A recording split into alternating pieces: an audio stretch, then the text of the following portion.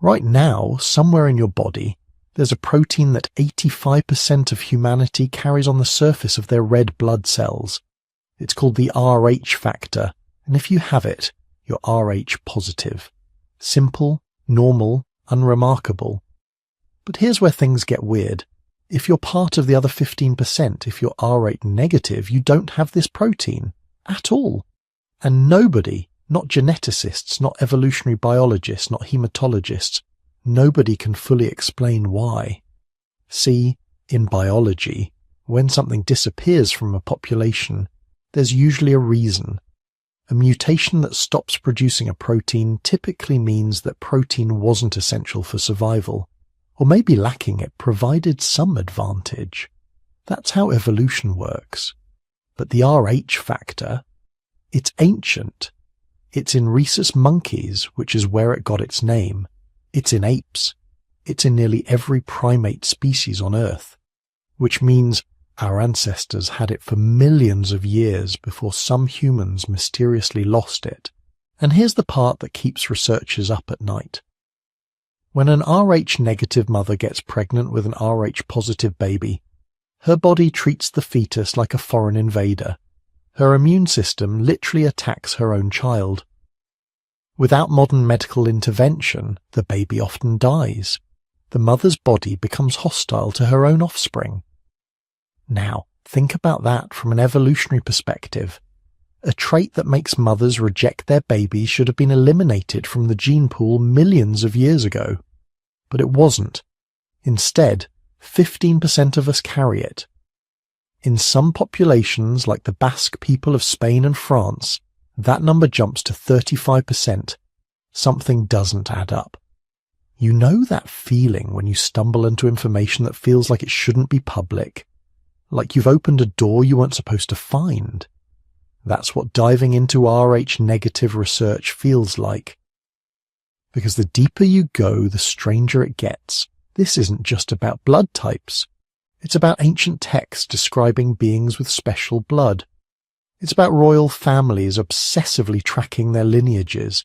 It's about modern abduction researchers noticing that an unusually high percentage of people claiming contact with non-human intelligence are Rh negative. If you're settling in with this to fall asleep or just curious about where this is going, do me a favor and drop a comment. Tell me where you're watching from and what time it is where you are. I check these and it's fascinating. Tokyo at sunrise, New York at midnight, London during lunch. All of us scattered across the planet, maybe some of us carrying this mysterious blood, trying to figure out what it means. The official scientific explanation is straightforward. Rh negative blood is just a genetic mutation, probably emerged around 35,000 years ago, spread through certain populations, nothing mysterious about it. But that explanation has holes you could drive a truck through. For one thing, if it's just a random mutation, why does it cluster so heavily in specific populations? Why are the Basque people, who speak a language unrelated to any other on Earth, and have genetic markers suggesting they're one of Europe's oldest indigenous groups, so overwhelmingly Rh negative? Why do European royal families, who've been obsessively inbreeding for centuries to keep their bloodlines pure, have such high rates of Rh negative blood?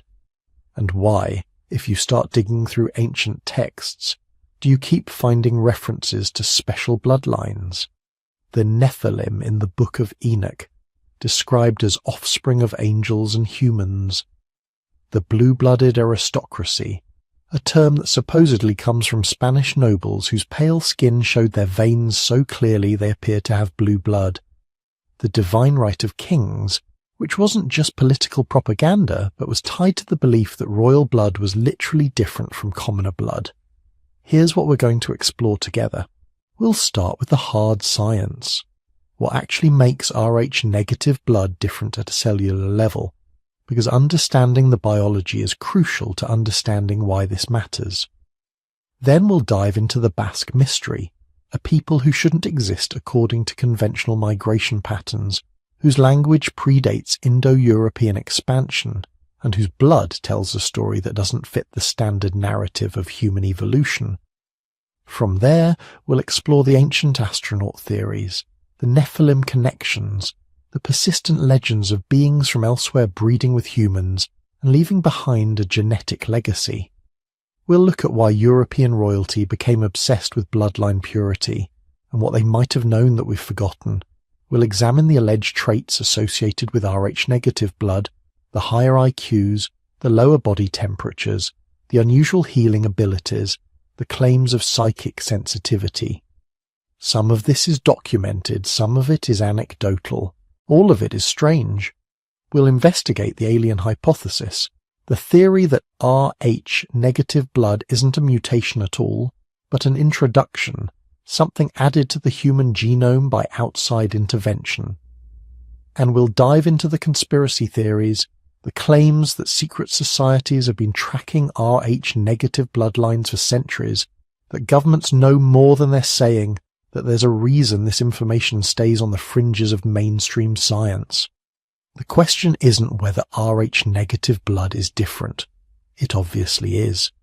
The question is what that difference means, where it came from, and why, after decades of genetic research, we still don't have satisfying answers. Something about this blood doesn't fit. And maybe, just maybe, that's because it doesn't belong here at all. Let's talk about blood. Not the Hollywood version, not the stuff of vampire legends, but the actual biological substance pumping through your veins right now. Because in 1937, two researchers working with rhesus monkeys stumbled onto something that would fundamentally change our understanding of human biology, and in the process, they uncovered a mystery that science still hasn't fully explained. Karl Landsteiner and Alexander Wiener were studying blood incompatibility. Nothing glamorous, just rigorous laboratory work trying to understand why some blood transfusions worked, while others killed the patient. They were injecting rhesus monkey blood into rabbits, studying the immune responses, doing the kind of meticulous experimental work that rarely makes headlines. Then they tested human blood against the antibodies they'd created. What they found shouldn't have been possible. Most people, about 85% of the human population, had blood that reacted to the rhesus antibodies. Their blood cells carried something, a protein marker that matched what was found in the monkeys. They called it the rhesus factor, or Rh positive. Simple enough. But the other 15%, their blood showed nothing, no reaction, no protein marker. It was as if they were missing something that should be there, something that every known primate species had. They called this absence Rh negative. Now, before we dive into the deep end, let's get the basic biology straight, because this matters. The difference between Rh positive and Rh negative blood isn't some mystical force or genetic anomaly from another dimension. It's a protein. Specifically, it's called the D antigen, one of about 50 proteins that can exist on the surface of red blood cells. Rh positive individuals have this protein. Rh negative individuals don't. That's it. That's the entire biological difference. Except it's not that simple. Because that one missing protein creates consequences that nature really shouldn't allow. Here's where it gets disturbing. When an Rh negative woman gets pregnant with an Rh positive baby, her body treats the fetus like an invading organism. During pregnancy, especially during birth, some of the baby's blood cells can cross into the mother's bloodstream. Her immune system, encountering this foreign protein it has never seen before, does what immune systems do. It attacks. It creates antibodies specifically designed to destroy anything carrying that Rh positive marker. The first pregnancy usually ends fine. The baby is born before the mother's immune system can mount a full response. But those antibodies stay in her system, waiting. If she gets pregnant again with another Rh positive baby, her body's ready this time. The antibodies cross the placenta and start destroying the baby's red blood cells while it's still in the womb. This condition is called hemolytic disease of the newborn. And before modern medicine figured out how to prevent it, with Rh immune globulin injections, it killed or severely damaged countless infants. Let that sink in for a moment. A mother's body, designed by evolution to nurture and protect offspring, instead attacks and potentially kills her own baby. This is the opposite of what natural selection should produce. Every other biological system is optimized for reproductive success. That's the whole point of evolution. Pass on your genes, protect your offspring, ensure the next generation survives. But Rh-negative blood actively works against reproduction when paired with Rh-positive partners. From a pure evolutionary standpoint, Rh-negative blood should have been eliminated from the human gene pool thousands of years ago. Any trait that reduces reproductive success gets weeded out fast. That's how natural selection works. But not only has Rh-negative blood survived, it's thrived in certain populations, reaching concentrations as high as 35% in some regions. So either evolution made a mistake, which it rarely does, or something else is going on. Let's look at the comparative biology, because this is where things get really strange. Landsteiner and Wiener discovered the Rh factor by studying rhesus monkeys. Those monkeys were Rh positive, just like 85% of humans. Then researchers started testing other primates. Chimpanzees, Rh positive. Gorillas, Rh positive.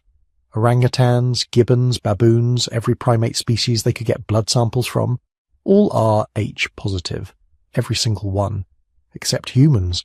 We're the only primate species that shows this variation. The only ones with a significant population lacking something that appears to be universal among our closest evolutionary relatives. Now, you might be thinking this is just a mutation, a genetic variant that appeared randomly and stuck around through genetic drift. And maybe you're right. Genetic mutations happen all the time. Most of them are neutral, neither helpful nor harmful, and they persist in populations just by chance. But here's the problem with that explanation. Rh-negative blood isn't neutral, it's actively disadvantageous for reproduction, and it's not randomly distributed. This is where the geographical distribution becomes impossible to ignore.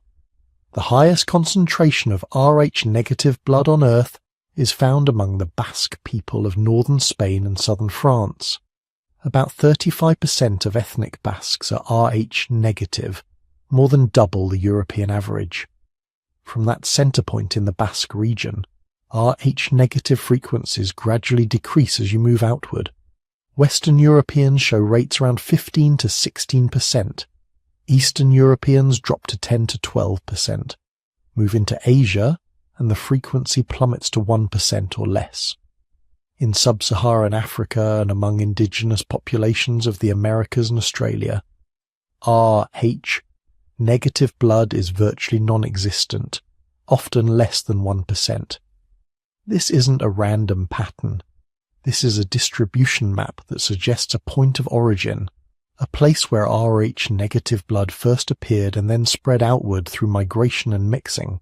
The Basque region isn't just randomly high in Rh-negative frequency, it's the epicenter.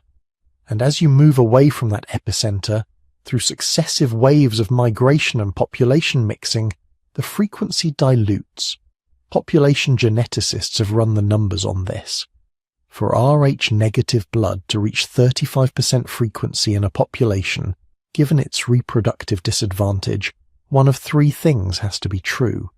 Either it appeared very recently, so natural selection hasn't had time to eliminate it yet, or it provides some hidden survival advantage that we haven't identified, something that outweighs the reproductive costs.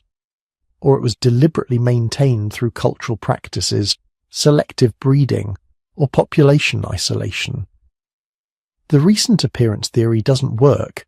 Genetic dating puts the Rh-negative mutation somewhere between 25,000 and 35,000 years ago. That's plenty of time for natural selection to reduce it to trace levels if it was truly disadvantageous. The hidden advantage theory is possible, but decades of research haven't identified any clear benefit.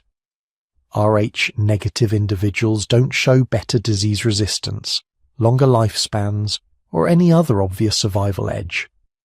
Which leaves us with the third option, and this is where mainstream science starts getting uncomfortable.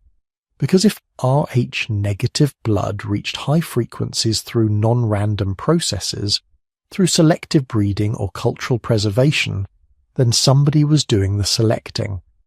Somebody decided this blood type was worth preserving, worth maintaining, even at the cost of reproductive complications. But we're getting ahead of ourselves. Before we dive into the historical and cultural mysteries, we need to look at one more piece of biological evidence that makes the whole picture even stranger. Remember how every other primate species is Rh positive? Well, researchers have traced the genetic history of the Rh factor back through evolutionary time. The protein complex that creates the Rh positive marker appears to have originated in primitive mammals more than 160 million years ago.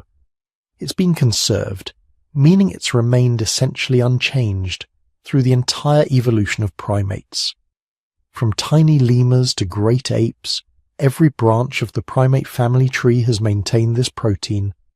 Conservation across that much evolutionary time suggests the protein is important, maybe even critical, for something. Evolution doesn't preserve useless traits for 160 million years. The fact that it's universal among primates suggests it provides some fundamental advantage, yet humans lost it, or more accurately, some humans lost it, and not only survived, but thrived. This is the biological paradox at the heart of the Rh-negative mystery. A trait that appears beneficial and universal among all primates suddenly becomes optional in one species. A trait that creates reproductive complications somehow reaches high frequency in isolated populations. A trait that should have been eliminated by natural selection instead becomes one of the defining characteristics of specific ethnic groups. Modern medicine has largely solved the practical problems of Rh incompatibility. Rh-negative mothers get immune globulin injections that prevent their bodies from producing antibodies against their Rh-positive babies. The crisis that once killed thousands of infants every year has been reduced to a manageable medical condition. But solving the practical problem hasn't solved the theoretical mystery. Why does Rh-negative blood exist at all? Where did it come from?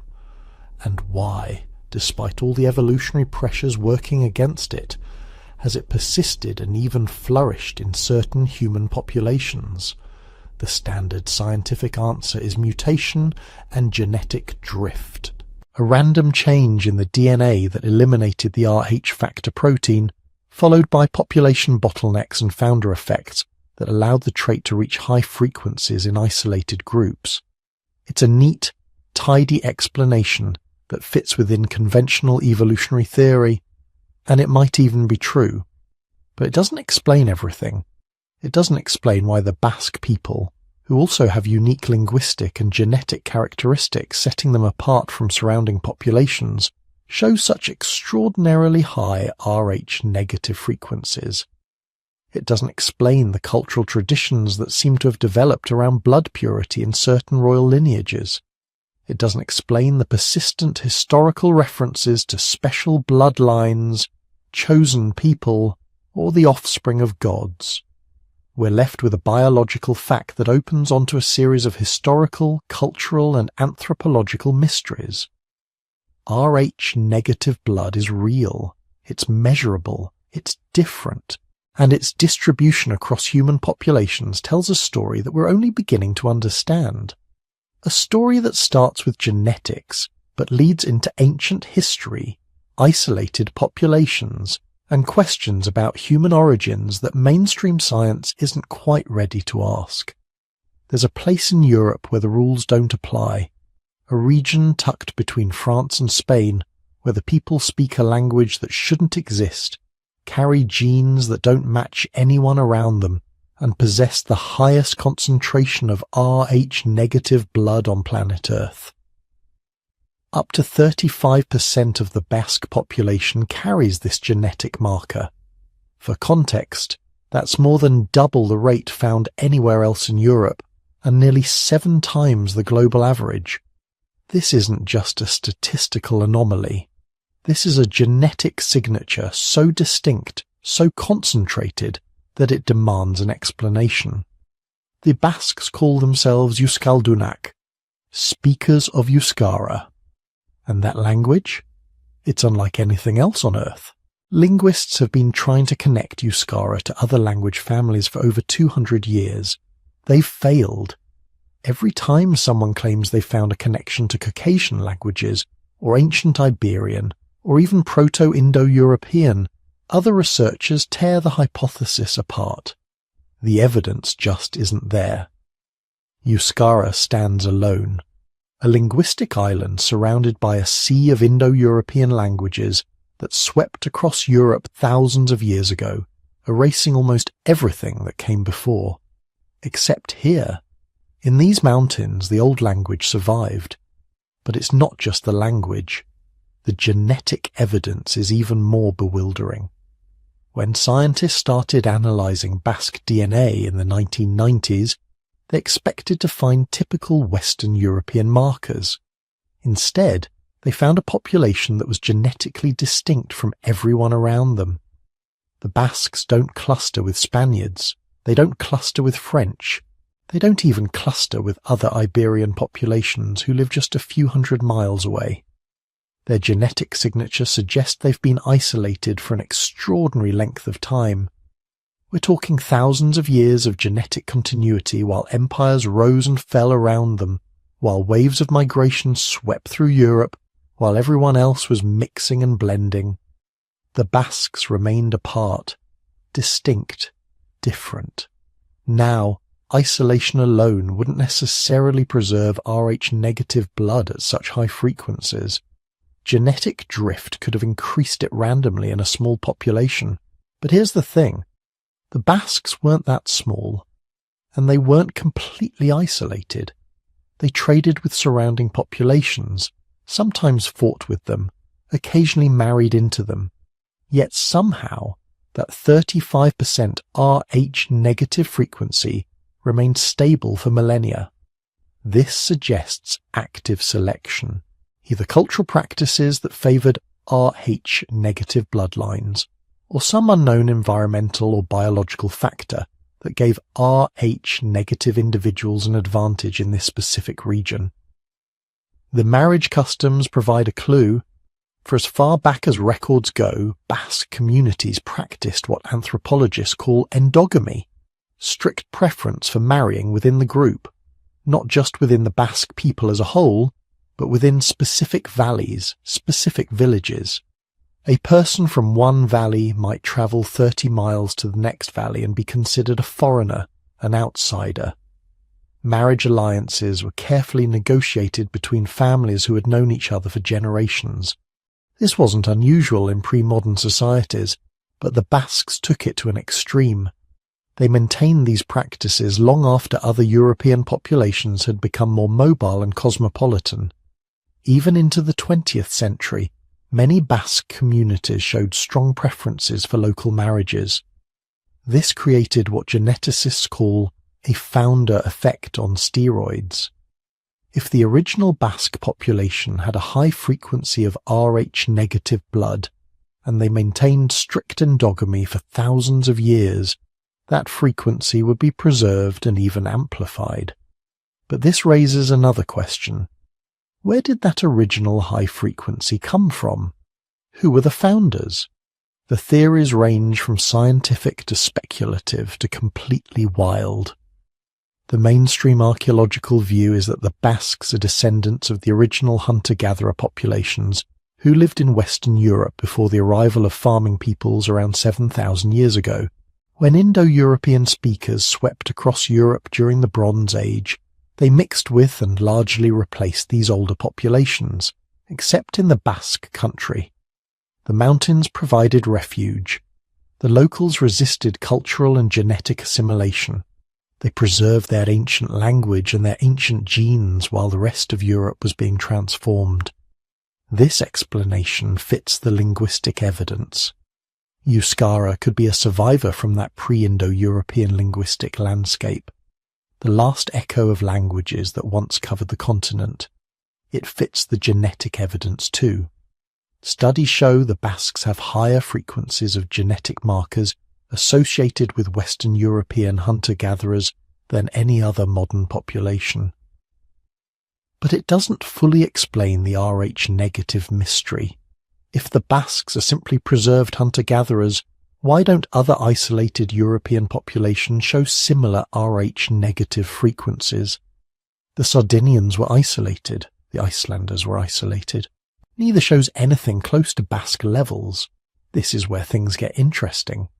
Some researchers have suggested the Basques might be survivors of a much older European population, one that predates even the hunter-gatherers we know from the archaeological record. There are tantalizing hints of human presence in Europe going back hundreds of thousands of years. Neanderthals were here, Denisovans might have been here, and there were likely other human populations we haven't identified yet, groups that left minimal archaeological traces but might have contributed genes to later populations. What if the Basques carry genetic heritage from one of these mystery populations? What if that's where the Rh negative concentration comes from? A bloodline so ancient it predates the normal categories we use to understand human ancestry. This would explain why the Basque genetic signature is so distinct, why their language connects to nothing else, why they seem to be something older than the populations around them. Then there are the caves. The Basque region is home to some of Europe's most spectacular Paleolithic cave art. Altamira, just outside the traditional Basque territory, contains paintings that are 36,000 years old. Caves deeper in Basque country show evidence of continuous human occupation going back even further. And the art itself is extraordinary. Not just simple hunting scenes, but complex compositions showing animals, human figures and geometric patterns that some researchers think might represent astronomical observations. Cave paintings in Lascaux and other sites show arrangements of dots and marks that correlate with lunar cycles and stellar positions. The people who created this art were tracking the heavens, recording their observations over generations. Were they the ancestors of the Basques? Did they pass down astronomical knowledge along with their language and their blood? The Basque calendar and traditional cosmology show unusual sophistication, with detailed systems for tracking solar and lunar cycles that seem to predate known Mediterranean influences. Some researchers have gone further, suggesting the cave paintings represent a kind of proto-writing system, a way of encoding complex information that predates Sumerian cuneiform by 30,000 years. If true, this would make the Basques the inheritors of Europe's oldest literary tradition. But the evidence remains controversial. The symbols could be astronomical records, or ritual markings, or something we don't yet understand. And then there are the really wild theories. Atlantis inevitably comes up. The Basque region is near the Atlantic coast. Their maritime traditions go back millennia.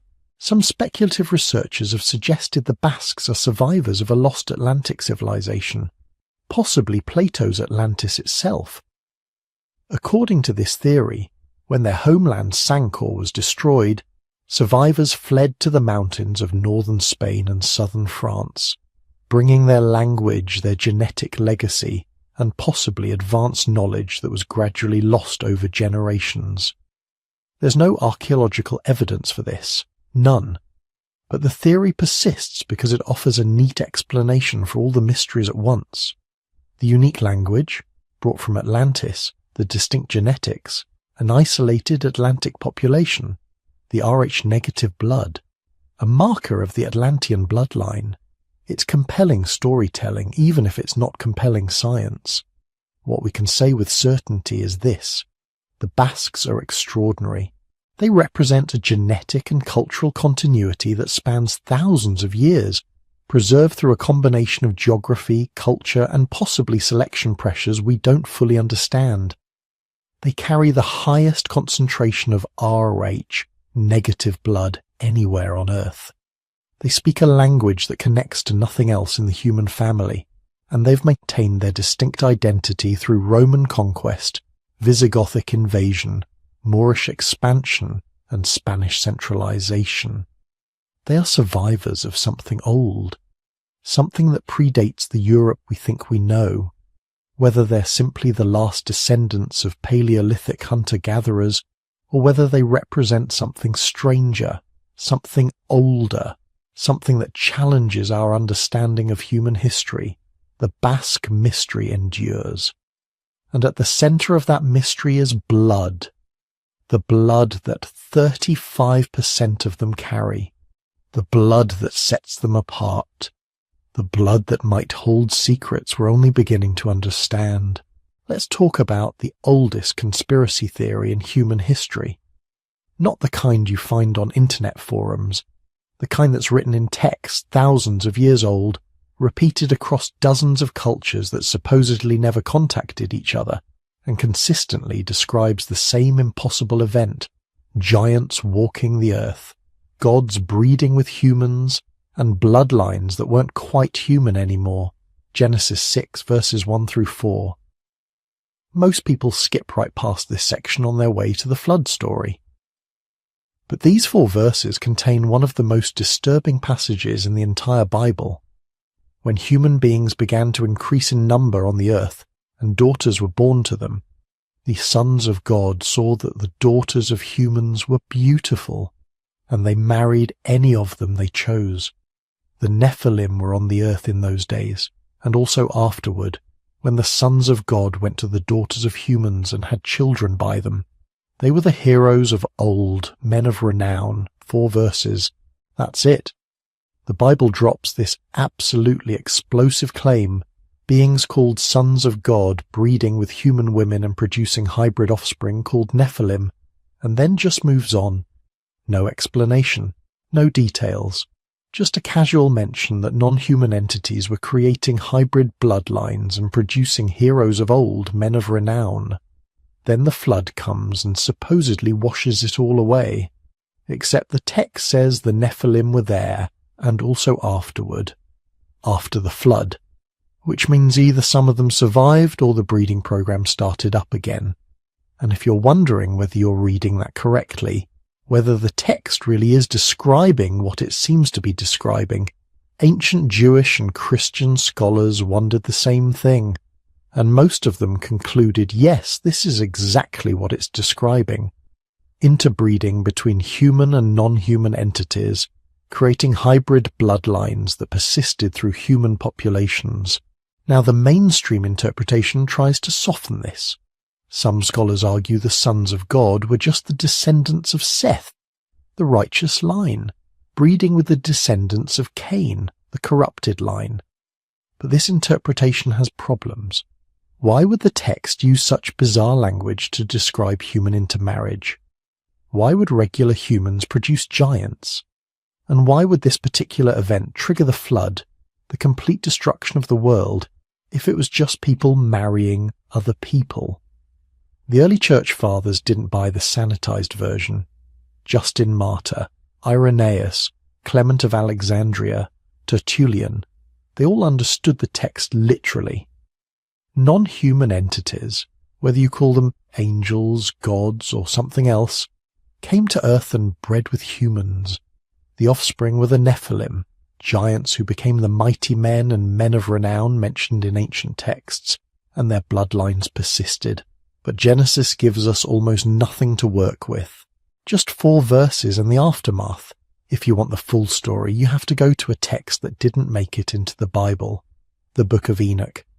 Enoch is fascinating because it was considered scripture by early Christians. It's quoted in the New Testament book of Jude. The Ethiopian Orthodox Church still includes it in their Bible, but for most Christian denominations it was removed, declared apocryphal, too strange to be canonical. And when you read what it says, you start understanding why church authorities might have wanted it buried. The Book of Enoch names names. It identifies 200 angels called Watchers who descended to Mount Hermon, took an oath together, and decided to take human wives. Their leader was Semjaza, but the most infamous was Azazel. These weren't just random encounters. This was organized, planned. 200 non-human entities making a collective decision to interbreed with humanity. And Enoch describes what they taught humans in exchange. Azazel taught men to make weapons and women to use cosmetics. Semjaza taught enchantments and root cutting. Other watchers taught astrology, the signs of the earth, the signs of the sun and moon. They gave humans knowledge that, according to the text, humans weren't supposed to have yet. Technology and information that accelerated human civilization, but also corrupted it. The offspring of these unions were giants. Enoch describes them as 3,000 cubits tall, which is obviously exaggerated, but the point is clear. These weren't normal humans. They were massive, powerful, and hungry. The text says they consumed all the resources humans could produce, then started eating humans themselves, then turned on each other, drinking each other's blood. The world descended into violence and corruption so severe that God decided to wipe it all away. But here's what matters for our purposes.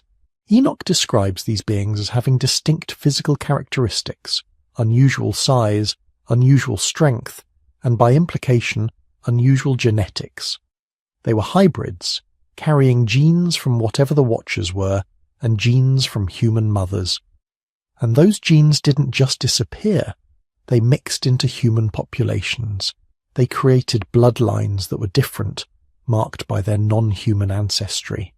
Now put yourself in the position of someone who takes these texts seriously, not as myth or metaphor, but as historical accounts, even if imperfectly understood by ancient writers. You're looking at genetic evidence of human populations that show unusual characteristics, lower disease rates, different blood types, cognitive differences, psychological traits that cluster in specific populations. And you're reading ancient texts that describe hybrid bloodlines created through interbreeding with non-human entities. The question becomes impossible to ignore. Could Rh-negative blood be the genetic signature of these ancient hybridization events? The theory goes like this. The Watchers, or Nephilim, or whatever you want to call them, weren't entirely human. Their genetics were different in fundamental ways. When they bred with human women, most of the offspring died. The genetic incompatibility was too great, but some survived, carrying a mixed genetic heritage that included whatever genes the non-human parent contributed. One of these genetic markers was Rh-negative blood, a blood type that doesn't follow normal evolutionary patterns, that causes rejection between mother and child as if they're different species, that appears suddenly in human populations without clear ancestral precedent. And here's where it gets weird. This isn't just a biblical story. The same narrative appears everywhere. The Sumerians, writing 2,000 years before Genesis, described the Anunnaki, beings who came from the heavens and created hybrid humans to serve them. These hybrids were described as having special characteristics, greater intelligence, longer lifespans, and bloodlines that set them apart from ordinary humans. The Sumerian king lists include rulers who supposedly reigned for thousands of years, which scholars dismiss as mythology. But what if it's a garbled memory of something real? Beings or bloodlines that aged differently, that carried genetics that extended lifespan or altered development. The Greeks told the same story. Zeus, Poseidon, Apollo, the entire Greek pantheon, was constantly breeding with human women, producing heroes like Hercules, Perseus, Achilles. These demigods had superhuman strength, unusual resilience, and bloodlines that granted them special status. They were literally called heroes, the exact same term used in Genesis to describe the Nephilim, men of renown, individuals marked by their divine ancestry. Hindu texts describe the Devas, celestial beings who interacted with and sometimes bred with humans. producing lineages with special spiritual gifts and physical characteristics. Norse mythology has the Aesir breeding with humans. Celtic legends describe the Tuatha De Danann, godlike beings who came to Ireland and whose bloodlines mixed with human populations. Japanese mythology has similar stories of celestial beings descending and creating hybrid bloodlines. You see the pattern. Dozens of cultures spread across the globe, supposedly isolated from each other, all telling the same basic story. Beings from somewhere else, whether you call it heaven, the sky, another realm or another planet, came to Earth and bred with humans. The offspring were different, special, marked by their hybrid nature, and their bloodlines persisted, creating dynasties and populations with unusual characteristics. Mainstream scholarship dismisses this as archetypal mythology, universal human stories about the divine mixing with the mortal. But that explanation has problems. Why would independent cultures develop such specific, similar stories? Why do these texts consistently emphasize bloodlines, genetic descent, and the persistence of these hybrid characteristics through generations? Ancient peoples understood heredity. They knew children inherited traits from parents. When their texts emphasize bloodlines carrying divine or non-human ancestry, they're making claims about genetics, even if they didn't have that word for it. And many of these texts explicitly describe blood as the carrier of this inheritance. In Genesis, God tells Noah the blood is the life, and commands specific rules about blood that suggest it carries something more than just physical nutrients. Ancient cultures were obsessed with bloodlines, with maintaining pure descent from divine ancestors. Egyptian pharaohs practiced brother-sister marriage specifically to preserve their divine blood. European royalty did the same for centuries. Why? What were they trying to preserve? The skeptical interpretation is obvious. These are just myths. Ancient people trying to explain their own existence, their own social hierarchies, their own feelings of being special or different. They created stories about divine ancestry to justify their power and status. The persistence of these stories across cultures just reflects universal human psychology, not historical events. But then you run into the problem of the physical evidence. Ancient skeletal remains showing unusual characteristics. Elongated skulls in Peru, Egypt and Malta. Giant skeletons allegedly found and then disappeared into museum storage. DNA analysis of ancient populations showing genetic anomalies that don't fit standard models, and blood types, specifically Rh negative blood, that appear suddenly in human populations without clear evolutionary ancestry. Could Rh negative blood be the remnant of something that really happened? A hybridization event so ancient it survived only as mythology? A breeding program that created bloodlines carrying non-human genetics, the genetic signature of the Nephilim? Or is this just pattern recognition gone haywire? Human brains seeing connections that aren't there, weaving ancient myths and modern genetics into a narrative that feels compelling but has no basis in reality. The text can't answer this for us. They can only tell us that something happened, or that ancient people believed something happened that created bloodlines they considered fundamentally different from ordinary humanity. Whether that something was literal interbreeding with non-human entities, genetic manipulation by an advanced civilization, or just cultural mythology playing out over thousands of years, we can't know from the text alone. But we can look at who guarded these bloodlines most carefully, who obsessed over maintaining pure descent, who killed to protect their genetic inheritance. We can look at the royalty, the aristocracy, the self-proclaimed elite who claim their right to rule came from their blood, from their descent from gods and heroes. Because if the Nephilim connection is real, if Rh negative blood really does mark hybrid ancestry, then the people who carry it would have known. They would have understood they were different, and they would have done everything in their power to maintain that difference, to preserve their special bloodlines, and to keep the rest of humanity from understanding what made them special. Which brings us to the next question. What were the royal families of Europe really protecting? And why were they so obsessed with blood? Picture a cold morning in January 1793. The guillotine stands ready in Paris. King Louis XVI of France is about to lose his head, literally, ending over 1,000 years of French royal bloodlines. But in that moment, as the blade falls, something else is being severed. A genetic thread that European royal families have protected with obsessive, almost fanatical determination for centuries. Because the French kings, like virtually every major European royal house, carried something in their veins they believed made them fundamentally different from everyone else. Not just wealth, not just power, something biological, something that justified why they, and only they, should rule. Now we don't have Louis XVI's blood type on record. DNA analysis wasn't exactly available in 1793, but we do have extensive records for his cousins, descendants, and the vast interconnected web of European royalty. And when modern researchers finally got access to those bloodlines, either through living descendants or preserved tissue samples, they found something remarkable. Rh-negative blood shows up in European royal families at rates that are statistically impossible to explain by random chance.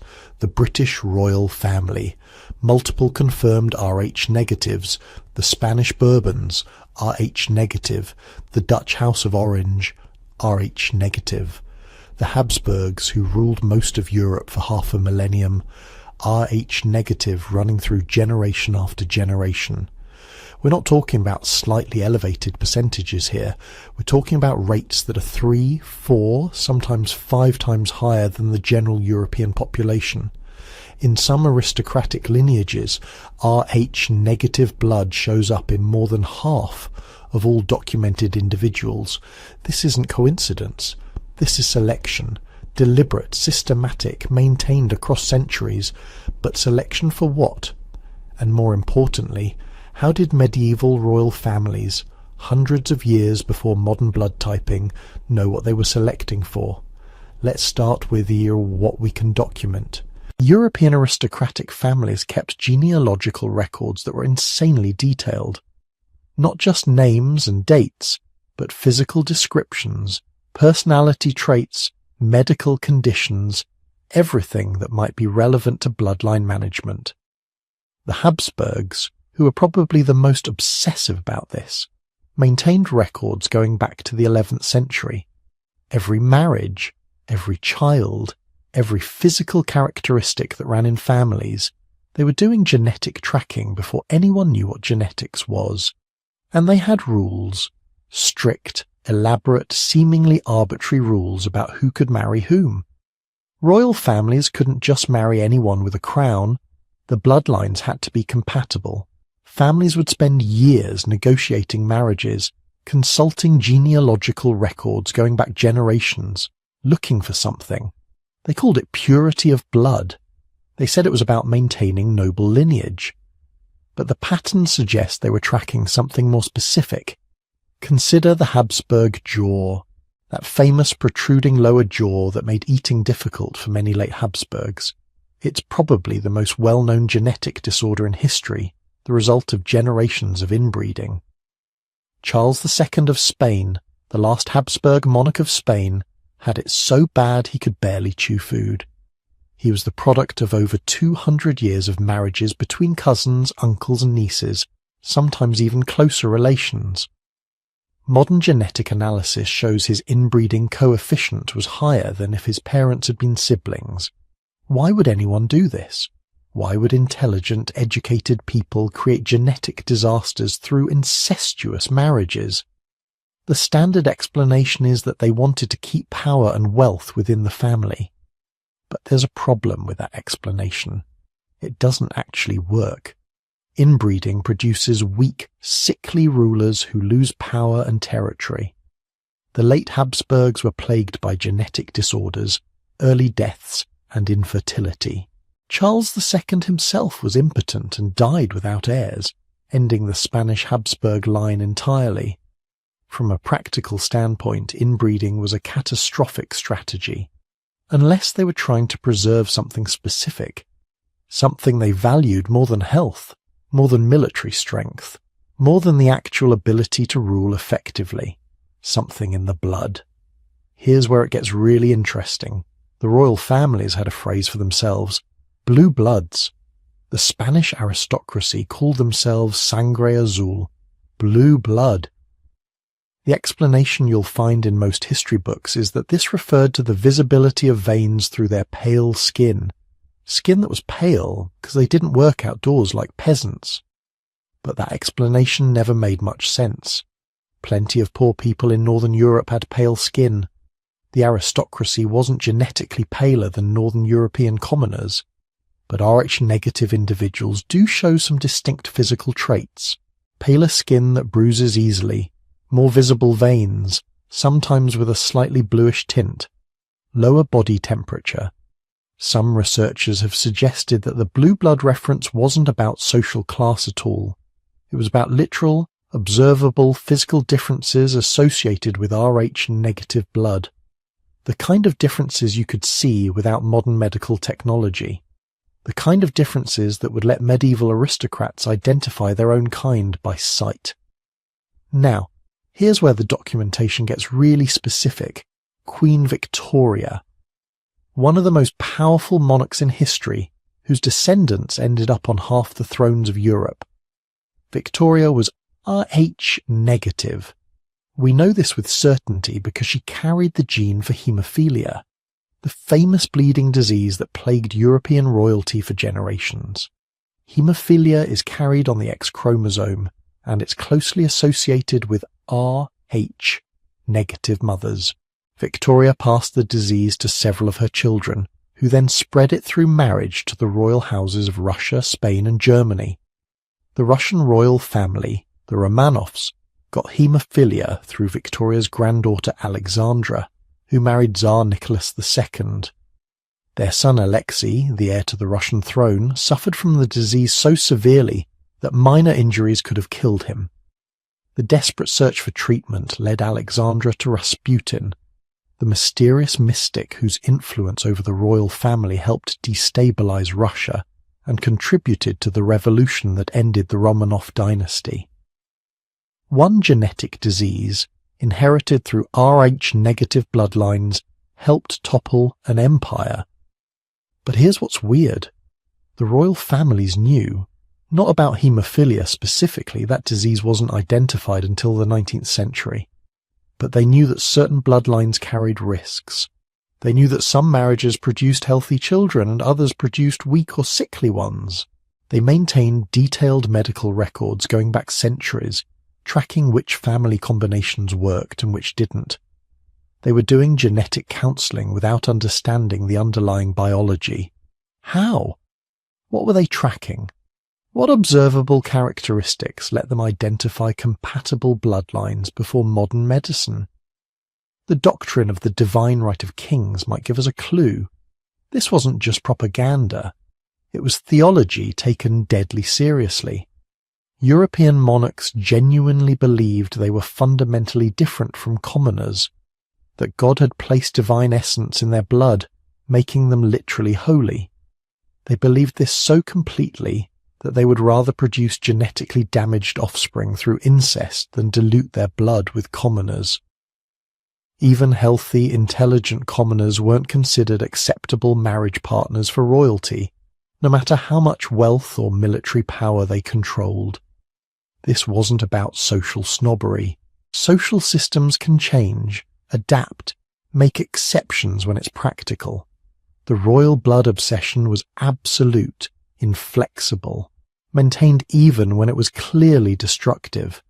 That's not social policy. That's religious conviction.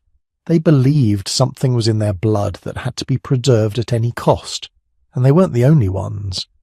Ancient Egyptian pharaohs practiced sibling marriage for similar reasons. The Inca emperors did the same. Royal families across different cultures and time periods who had no contact with each other independently developed similar bloodline preservation strategies. The patterns are too consistent to be coincidental. Different societies, different religions, different political systems, but the same obsession with keeping royal blood pure through endogamous marriage. Modern genetic analysis of Egyptian mummies shows something fascinating. The pharaonic families had unusual genetic markers that don't match the general Egyptian population. Some researchers have found evidence suggesting they may have had higher rates of Rh-negative blood, though the analysis is complicated by DNA degradation.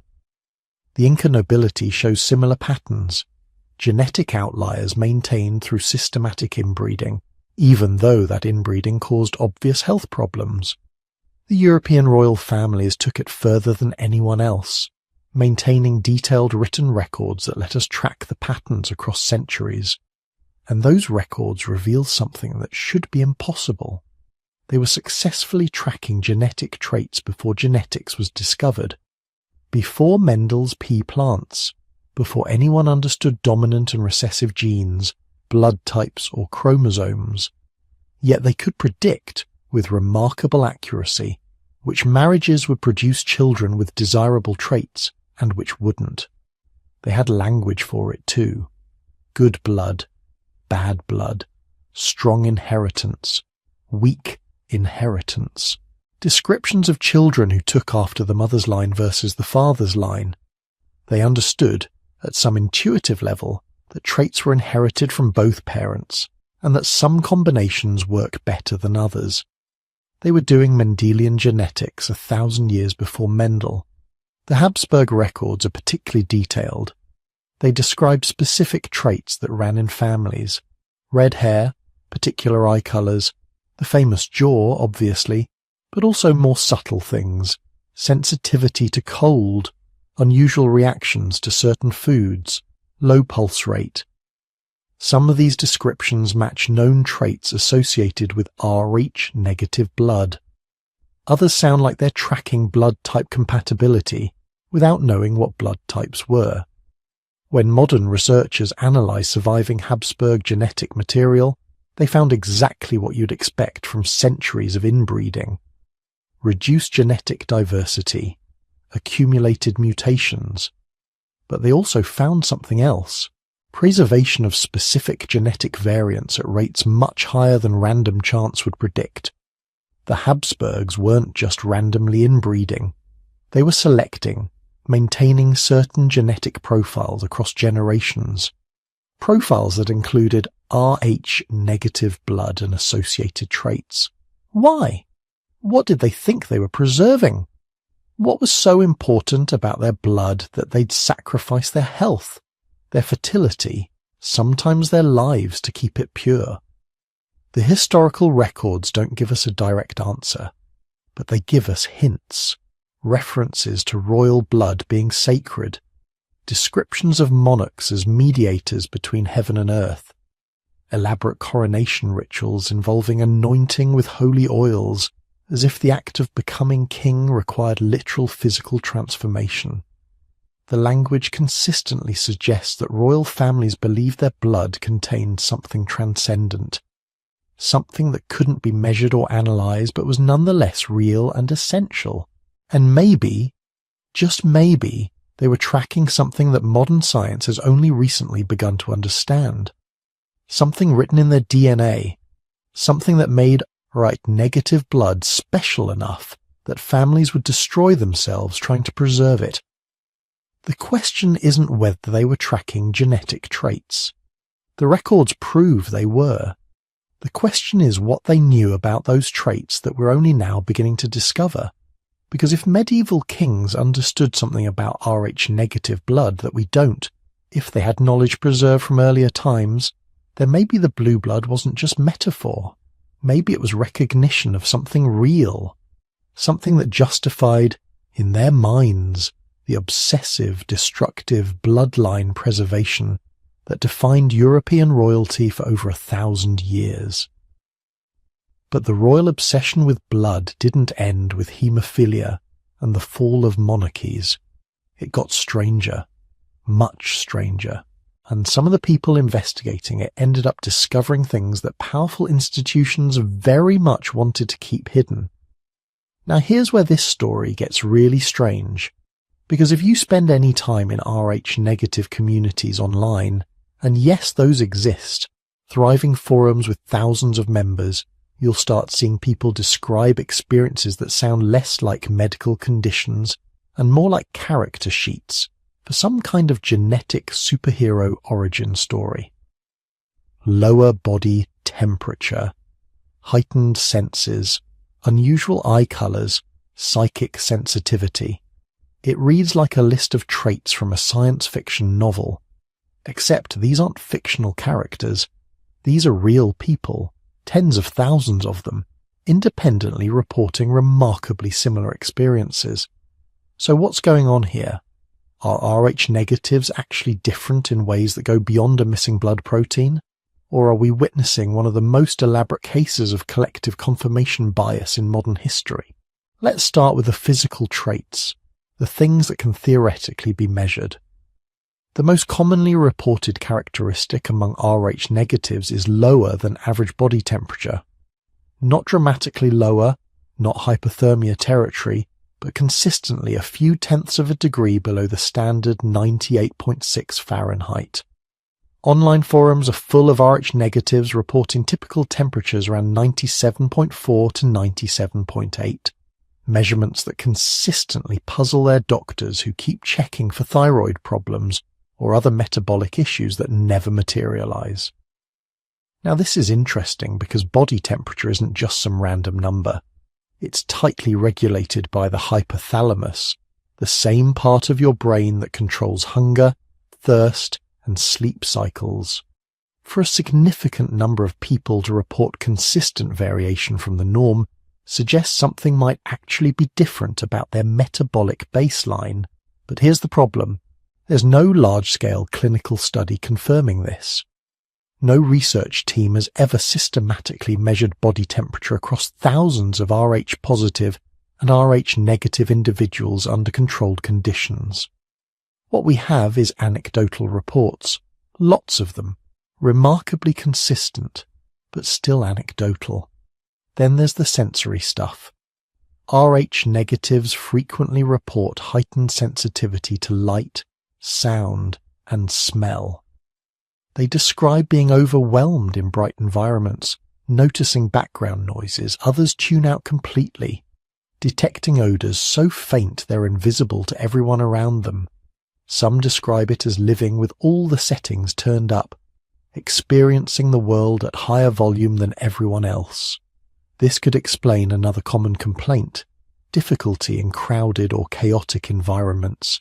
If you're genuinely processing more sensory input than the average person, a busy shopping mall or packed concert venue wouldn't just be unpleasant, it would be physiologically overwhelming. Your nervous system would be drowning in data, struggling to filter signal from noise. But again, we're in murky scientific territory here. Sensory sensitivity varies widely in the general population. People with autism, certain anxiety disorders, or just high trait sensitivity often report similar experiences. Is there something specific about Rh negative blood that causes heightened perception?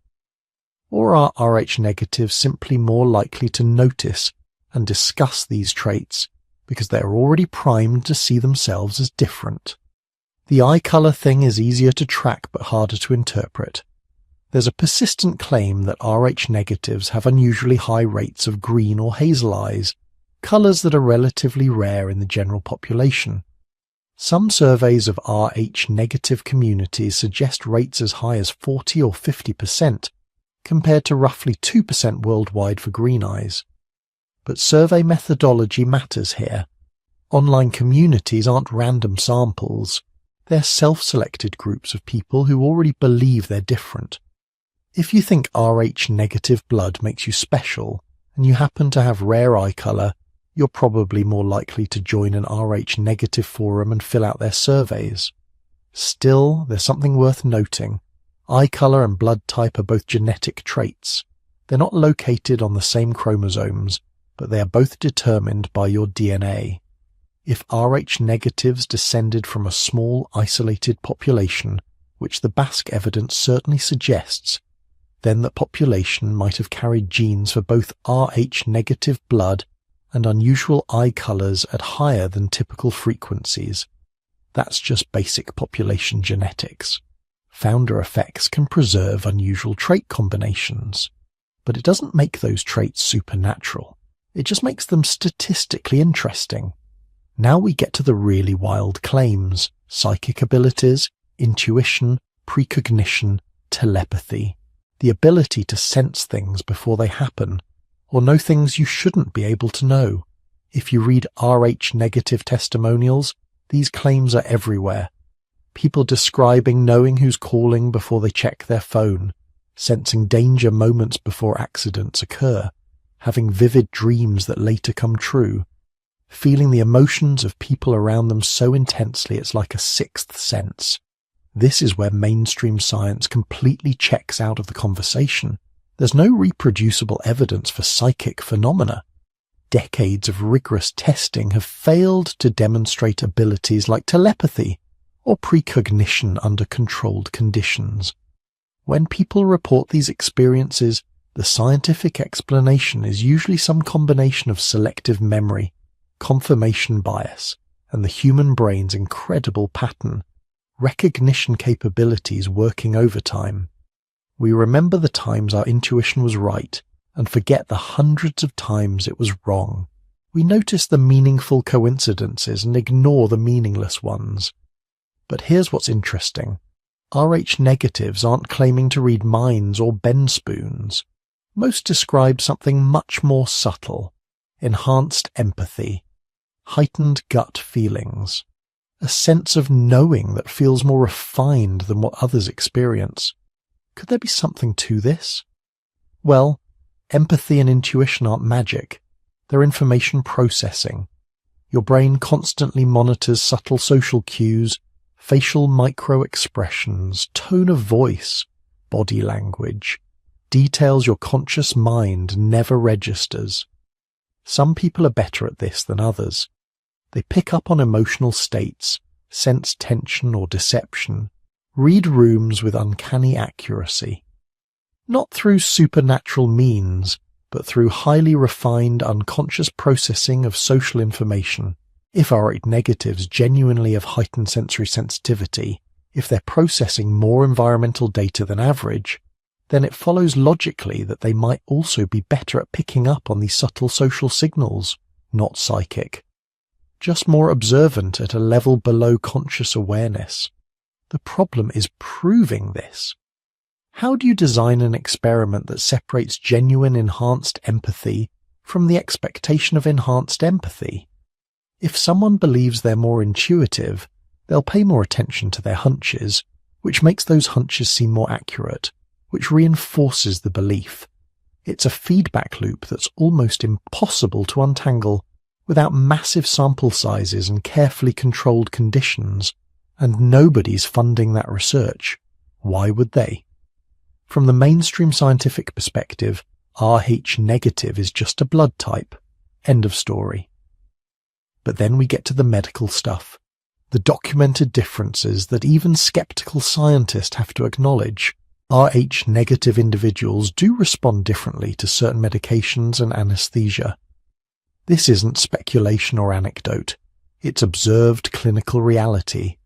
Anesthesiologists have noted for decades that some patients require higher doses to achieve the same level of sedation. Nobody knows exactly why, and most medical professionals don't routinely track whether these patients are Rh-negative, but the pattern shows up often enough that some practitioners have started paying attention.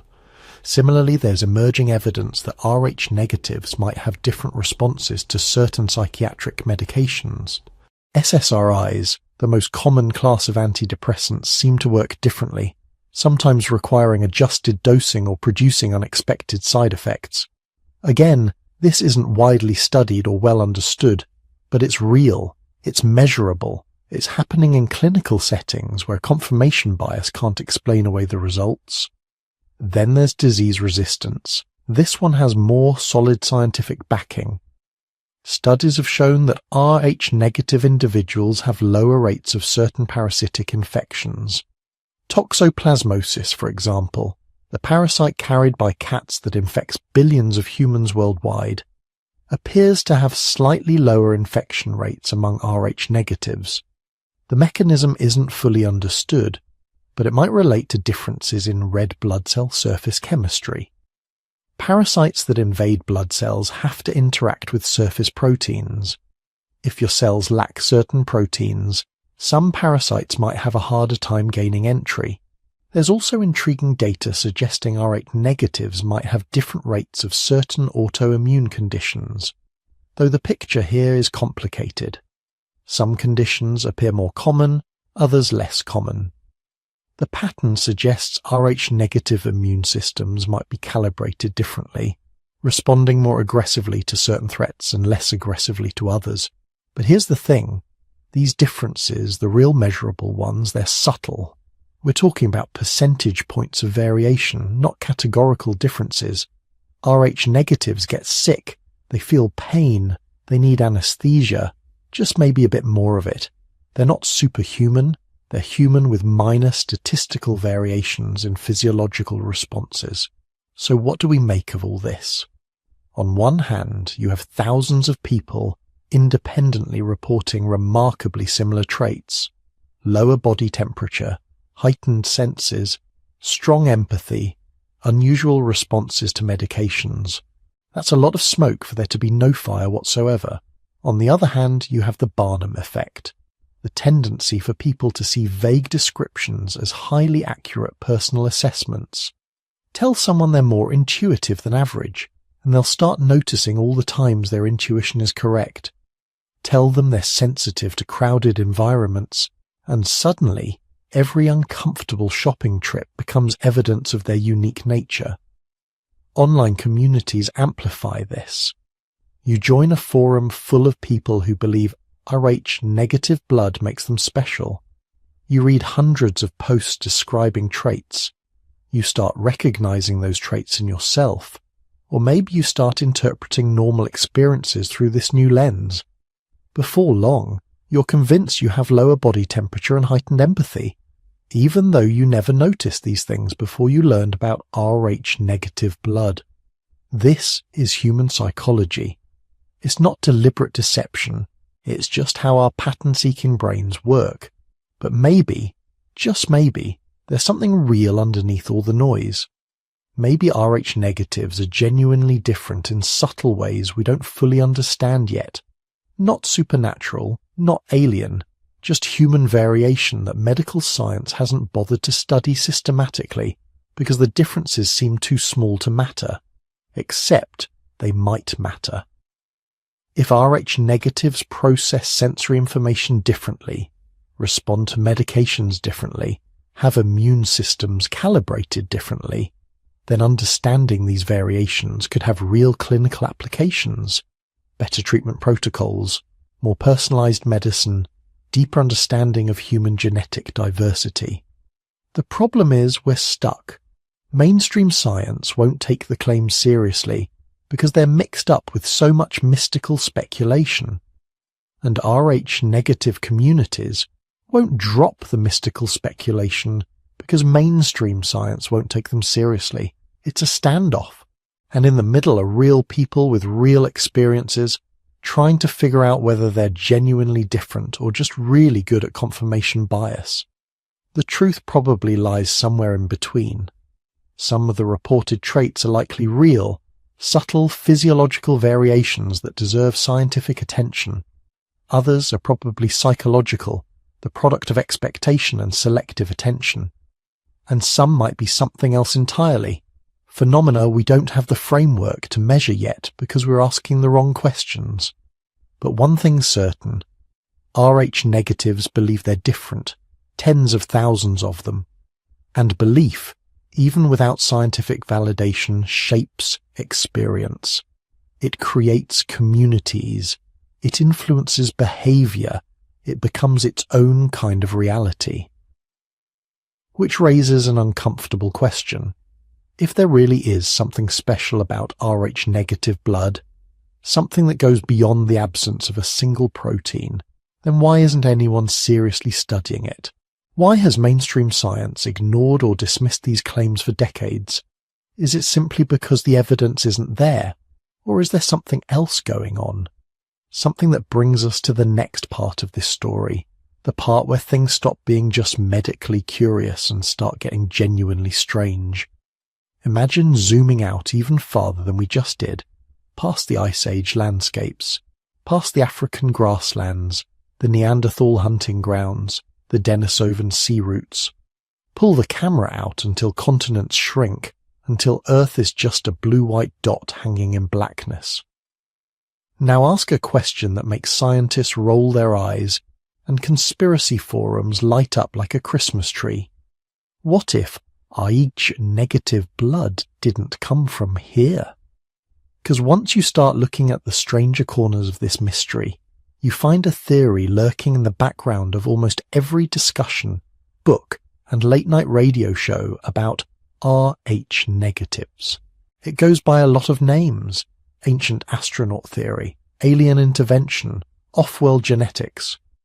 But it all boils down to one audacious claim. At some point in our distant past, non-human intelligence interfered with human evolution, and Rh negative blood is the fingerprint they left behind. Before we decide what to do with that idea, we need to understand where it comes from. Picture the story told by ancient astronaut theorists. It doesn't start in a lab with test tubes and white coats. It starts in the sky. According to this narrative, early humans weren't just watching the stars. They were watching something in the stars watching back. Beings descending in fiery chariots, teachers from the heavens bringing agriculture, mathematics, astronomy and law. Gods who weren't really gods at all, but highly advanced extraterrestrials. You see this pattern everywhere once you start looking. In the Sumerian gods who come down from the heavens, in the Egyptian deities with strange hybrid bodies, in the Mesoamerican feathered serpents said to have taught people everything. Ancient astronaut theorists say, these aren't myths. They're heavily mythologized memories of contact with beings from another world. And then they point to Rh negative blood and say, this is the smoking gun. Why? Because Rh negative doesn't play by the usual rules. We've already seen what makes it weird. The missing Rh factor. The immune reaction in pregnancy that treats an Rh-positive fetus like an invader. The geographical clustering in certain populations. From a mainstream scientific perspective, these are just quirks of genetics and population history. But in the alien hypothesis, they're clues. The logic goes like this. If you were going to alter a species, quietly, without rewriting everything, you wouldn't redesign the entire genome. You'd introduce something subtle but profound, a variant that can still interbreed with the original population, but isn't quite the same. Something that sometimes triggers biological incompatibility, like a reminder that these two lineages weren't meant to mix easily.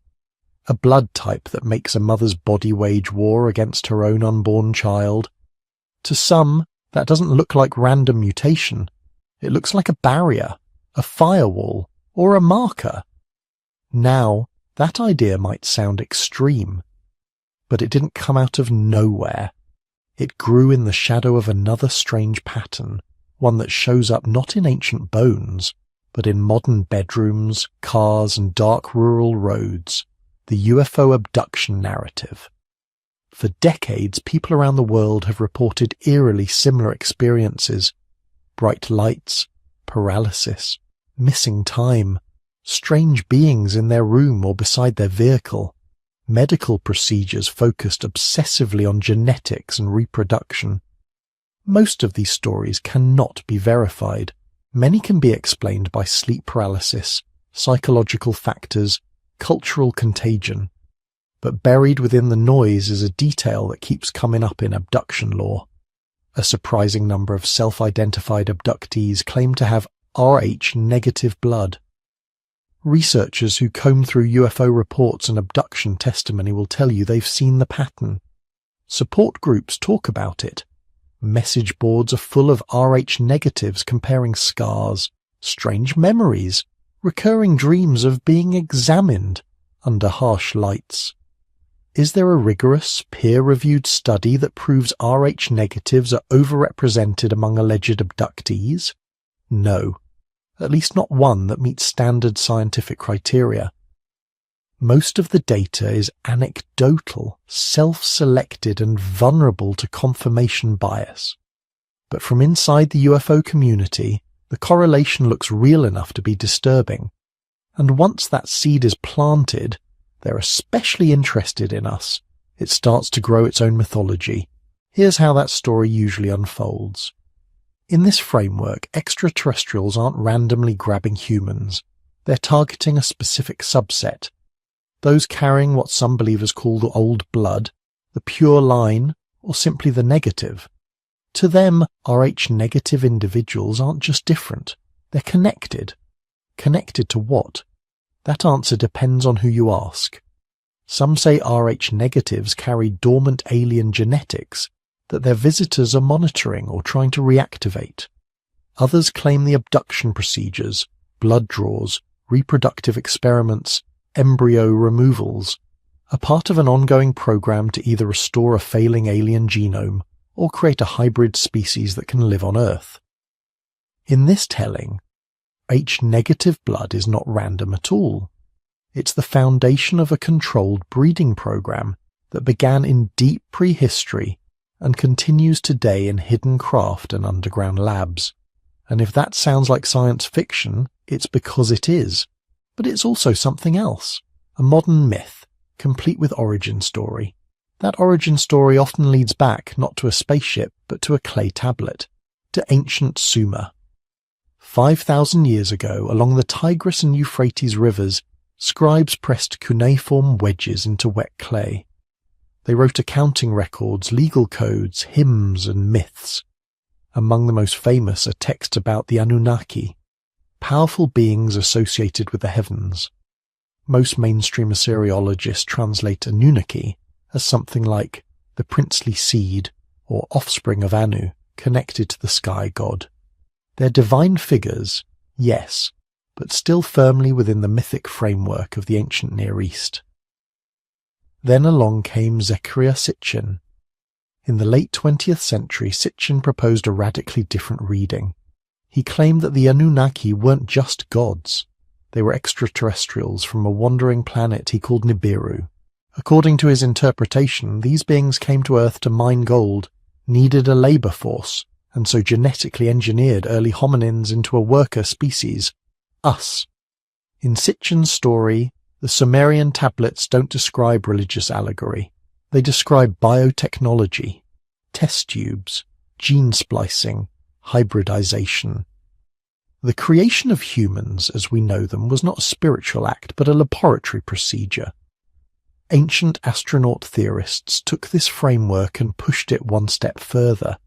If the Anunnaki engineered humans, they argue, they wouldn't have made just one model. They'd have experimented. Versions, prototypes, variants, some closer to their own biology, some less so.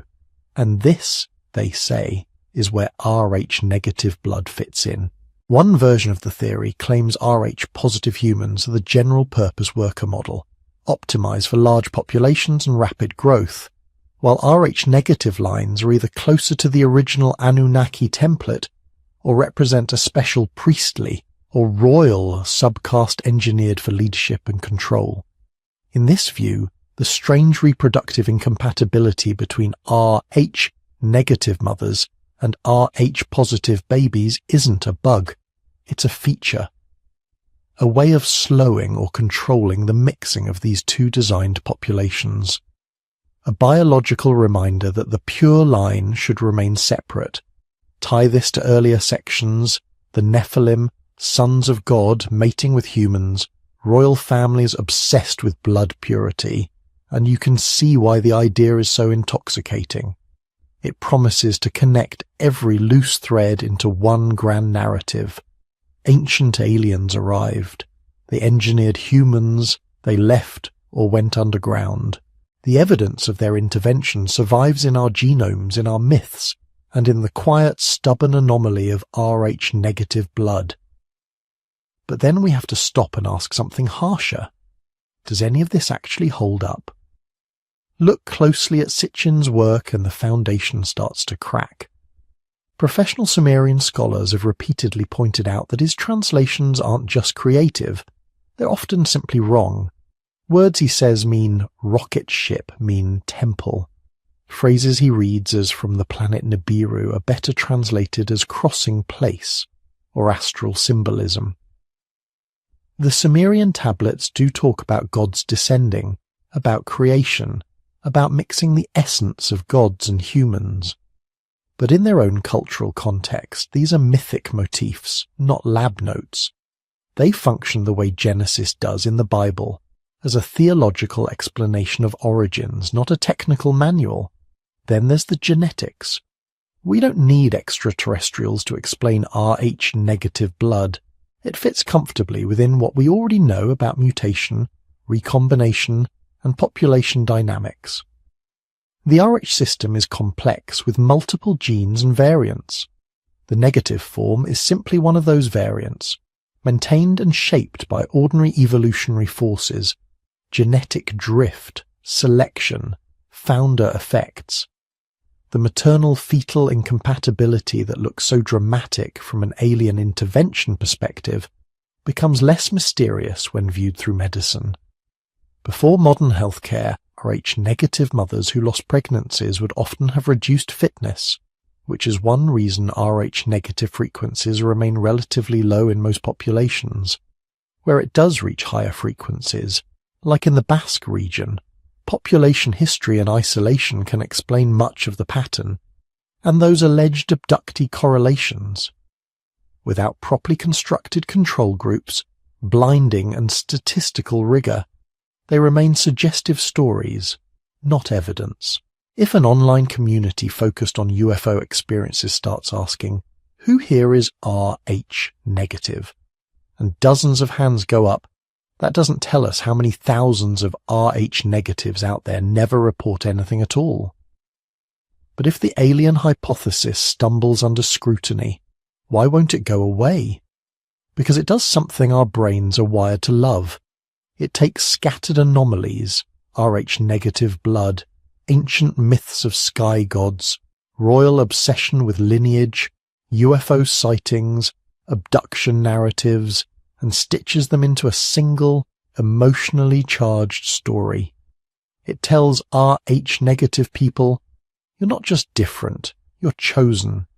It tells a disenchanted world, you're not a cosmic accident, you were designed.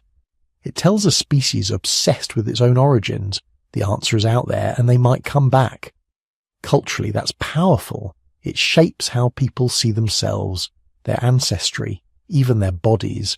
It has inspired books, documentaries, artwork, and whole communities built around the idea of being star-seeded, or not entirely human. From a strict scientific standpoint, the alien hypothesis is built on speculation, mistranslations, and a heavy dose of wishful thinking. From a cultural standpoint, it's something else entirely. A modern creation myth, written with spacecraft instead of chariots and gene splicing instead of divine breath. So where does that leave us?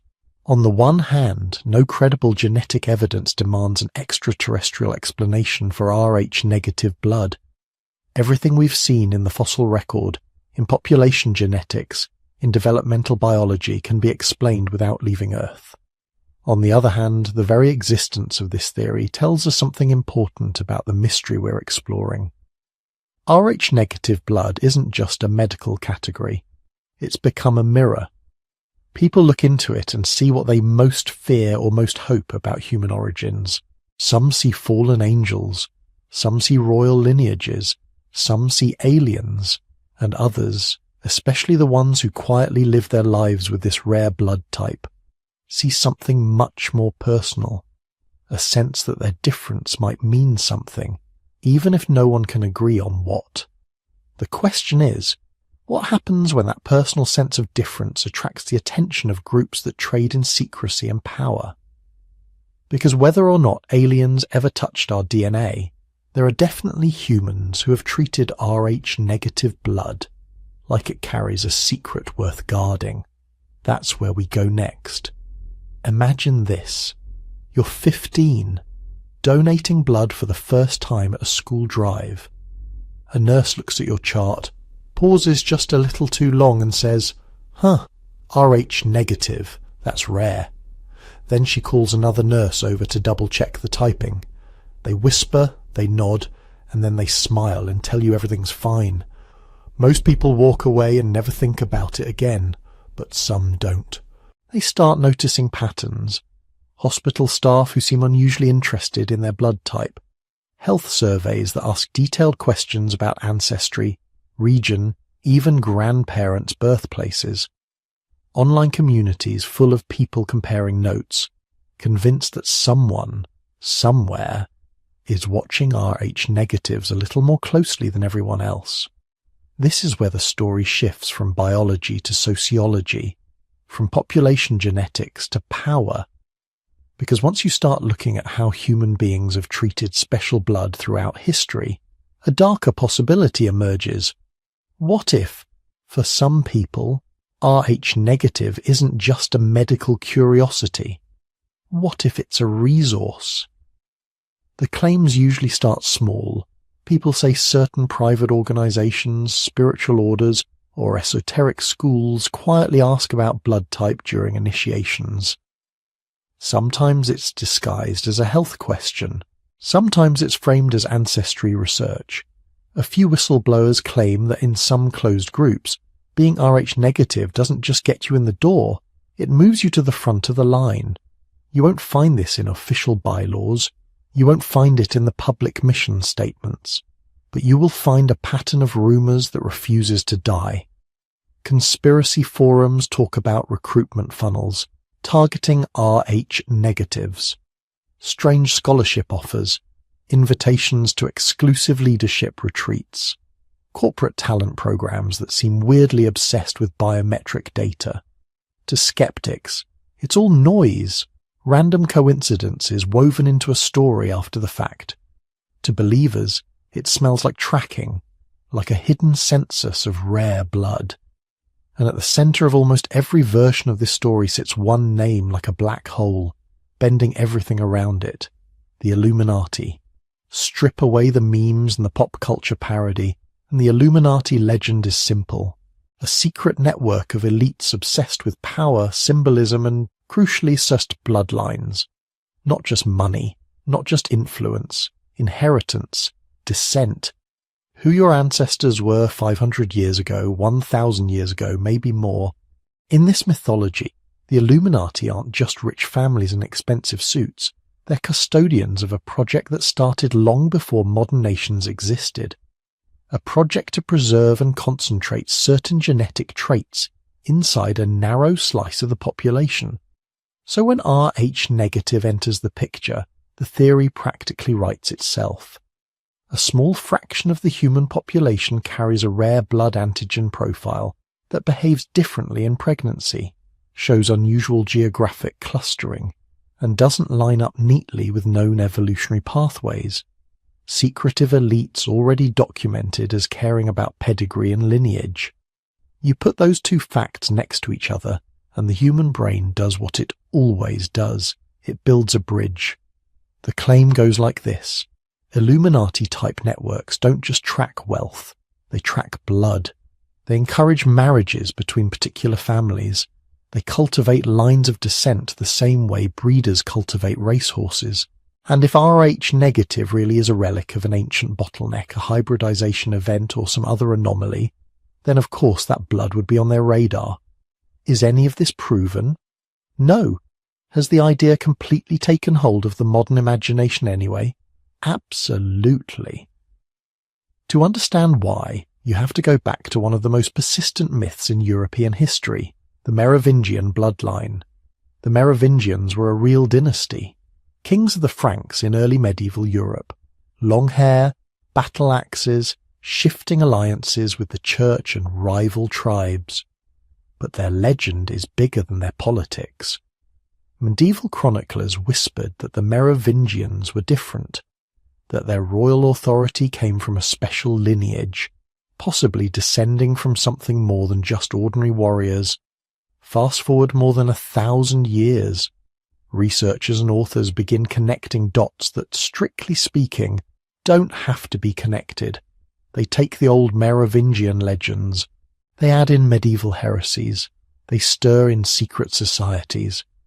Then they ask a question guaranteed to ignite the human imagination. What if some of these families never really disappeared? From this stew came one of the most influential conspiracy texts of the 20th century, Holy Blood, Holy Grail. Its central claim wasn't about a cup, it was about a womb. The authors proposed that the Holy Grail wasn't an object at all. It was a bloodline, specifically a hidden descent line from Jesus and Mary Magdalene, allegedly preserved through the Merovingian dynasty and, by extension, through certain European noble families still present today. Now park the question of whether that's historically plausible. What matters for our story is how this idea spread. Because once the Grail becomes a bloodline, royal genealogies stop being dusty old charts and start looking like maps to a living relic. If sacred blood is real, and if it flows through certain modern lineages, then suddenly elite interest in genetics, marriage alliances, and pedigree takes on a new, almost religious dimension. And somewhere in that maze of speculation, Rh-negative blood finds its niche. People start asking, if there really is a preserved sacred bloodline, would it show up somewhere? Would it leave a biological fingerprint, a rare trait, a distribution pattern that doesn't match random chance? When you superimpose Rh-negative maps over areas linked in legend to the Merovingians, the Knights Templar, and later occult orders, some people don't see coincidence. They see design. The Knights Templar are a perfect example of how this narrative works. Historically, the Templars were a military order founded in the early 12th century to protect pilgrims travelling to the Holy Land. They became rich. They became powerful. They developed an international banking network centuries before modern finance. Then, just as abruptly, they were crushed, accused of heresy, tortured, executed, disbanded. At least, officially. In conspiracy lore, the Templars never really died. They went underground, fragmenting into secret branches. Some supposedly became Freemasons. Others became shadowy guardians of hidden relics and dangerous knowledge, including, according to some theories, the truth about a sacred bloodline. If you accept the Grail as bloodline idea, then the Templars' mission changes shape. They're no longer just protecting pilgrims and holy sites. They're protecting DNA. They're bodyguards of a lineage that must not be diluted or destroyed. Here's where Rh-negative steps back onto the stage. If some surviving Templar-inspired orders believe they were protecting or cultivating a special bloodline, it wouldn't be crazy, within that worldview, to quietly gather data on unusual blood traits among potential recruits. To them, a negative Rh factor might not just be a medical note. It might be a marker, not of superiority, but of continuity. A clue that a faint genetic thread stretching back through the Merovingians, through early heretical sects, through whatever secret they think they're guarding, is still intact. Again, hard evidence for this is limited. But the rumour landscape is crowded. Stories of esoteric groups asking for birth times, maternal surnames, regional origins. Then, almost as an afterthought, blood type. Applicants who get a warm, almost inexplicable welcome once they mention their Rh-negative. Patterns that might be pure chance, or something else. The deeper question is why this narrative is so compelling, even to people who know it might not be true. Part of it is psychological. In a world where most of us feel like interchangeable units inside gigantic systems, the idea of carrying rare blood whispers something radical. You are not generic. You are part of a story older than nations, older than modern religion, maybe older than recorded history itself. It answers two core human needs in one stroke. The need for identity, who am I really, and the need for significance. Does my existence matter in some larger pattern? A story that says your blood is being quietly tracked by elites, whether benevolent or malevolent, does something powerful. It makes you consequential. It also offers a narrative of resistance. If you believe that anonymous institutions are studying, categorizing, and exploiting human genetics, then knowing or suspecting that you're on their list turns you from spectator into participant, either as a target or as a key. And there's something else. Stories about hidden bloodlines, secret societies, and forbidden knowledge also provide a way to talk about very real structures of power that are otherwise hard to see. We know that wealth and influence cluster in certain families. We know that elite education systems and social networks reproduce themselves across generations. Calling these things bloodlines and orders is dramatic, yes, but it's also a symbolic way of describing continuity of power in a world that pretends to be purely meritocratic. The Rh-negative mythos plugs directly into that tension.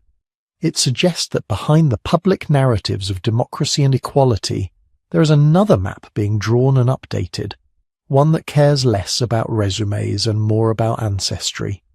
Of course, the question remains, is there any real precedent for organizations being interested in genetic lineages? The answer to that is uncomfortably clear. Yes. Not in the exact way conspiracy theorists describe, but close enough to make the stories feel less far-fetched.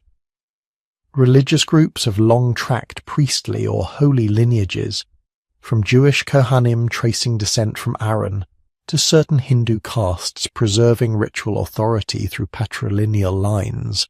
Aristocracies maintained elaborate genealogies, not just for inheritance of land, but for the right to rule itself. In the 19th and 20th centuries, governments and scientific institutions launched massive projects in eugenics and racial hygiene, obsessively documenting ancestry, bloodlines, and eventually genetic markers. Nazi Germany is the most infamous example, but not the only one. Even now you can see softer versions. Genetic genealogy companies building huge databases of familial connections. Medical research programs recruiting specific regional or ethnic cohorts because they carry rare variants of interest. Certain religious communities requiring documented lineage for particular roles. None of this proves that anyone is secretly hunting for Rh-negative blood, but it does prove that when humans gain the ability to track lineage and genetics, someone somewhere always decides to use it. So when people look at the strange history of sacred blood, the modern obsession with genetics, the rumors about secret orders and elite families, and then discover that their own blood type is rare, anomalous, and poorly understood, their minds snap the puzzle pieces together. Maybe the truth is mundane. Maybe Rh-negative is just another quirk of human biology, no more mystical than eye color. Or maybe the real story, the one about who tracks it, who values it, and why, hasn't fully surfaced yet. Either way, the fascination isn't going away. If anything, as genetic technology expands and data becomes the new currency of power, the legend of the rare blood will only grow sharper. And the institutions that know exactly how every drop flows through the modern world, they're not talking. Start with this. In an age where we can edit genes with CRISPR, resurrect ancient DNA from skeletons buried for tens of thousands of years, and map the entire human genome down to individual base pairs, we still do not have a clear, agreed-upon origin story for Rh-negative blood. Not a mythic story, not a conspiracy blog story, a scientifically clean, evidence-backed, this is how it happened narrative. You'd think we would. Rh factor is not obscure. It matters in pregnancy, in transfusions, in basic immunology. Every hospital on Earth types Rh. Every blood bank tracks it. Every prenatal clinic screens for it. This isn't fringe biology.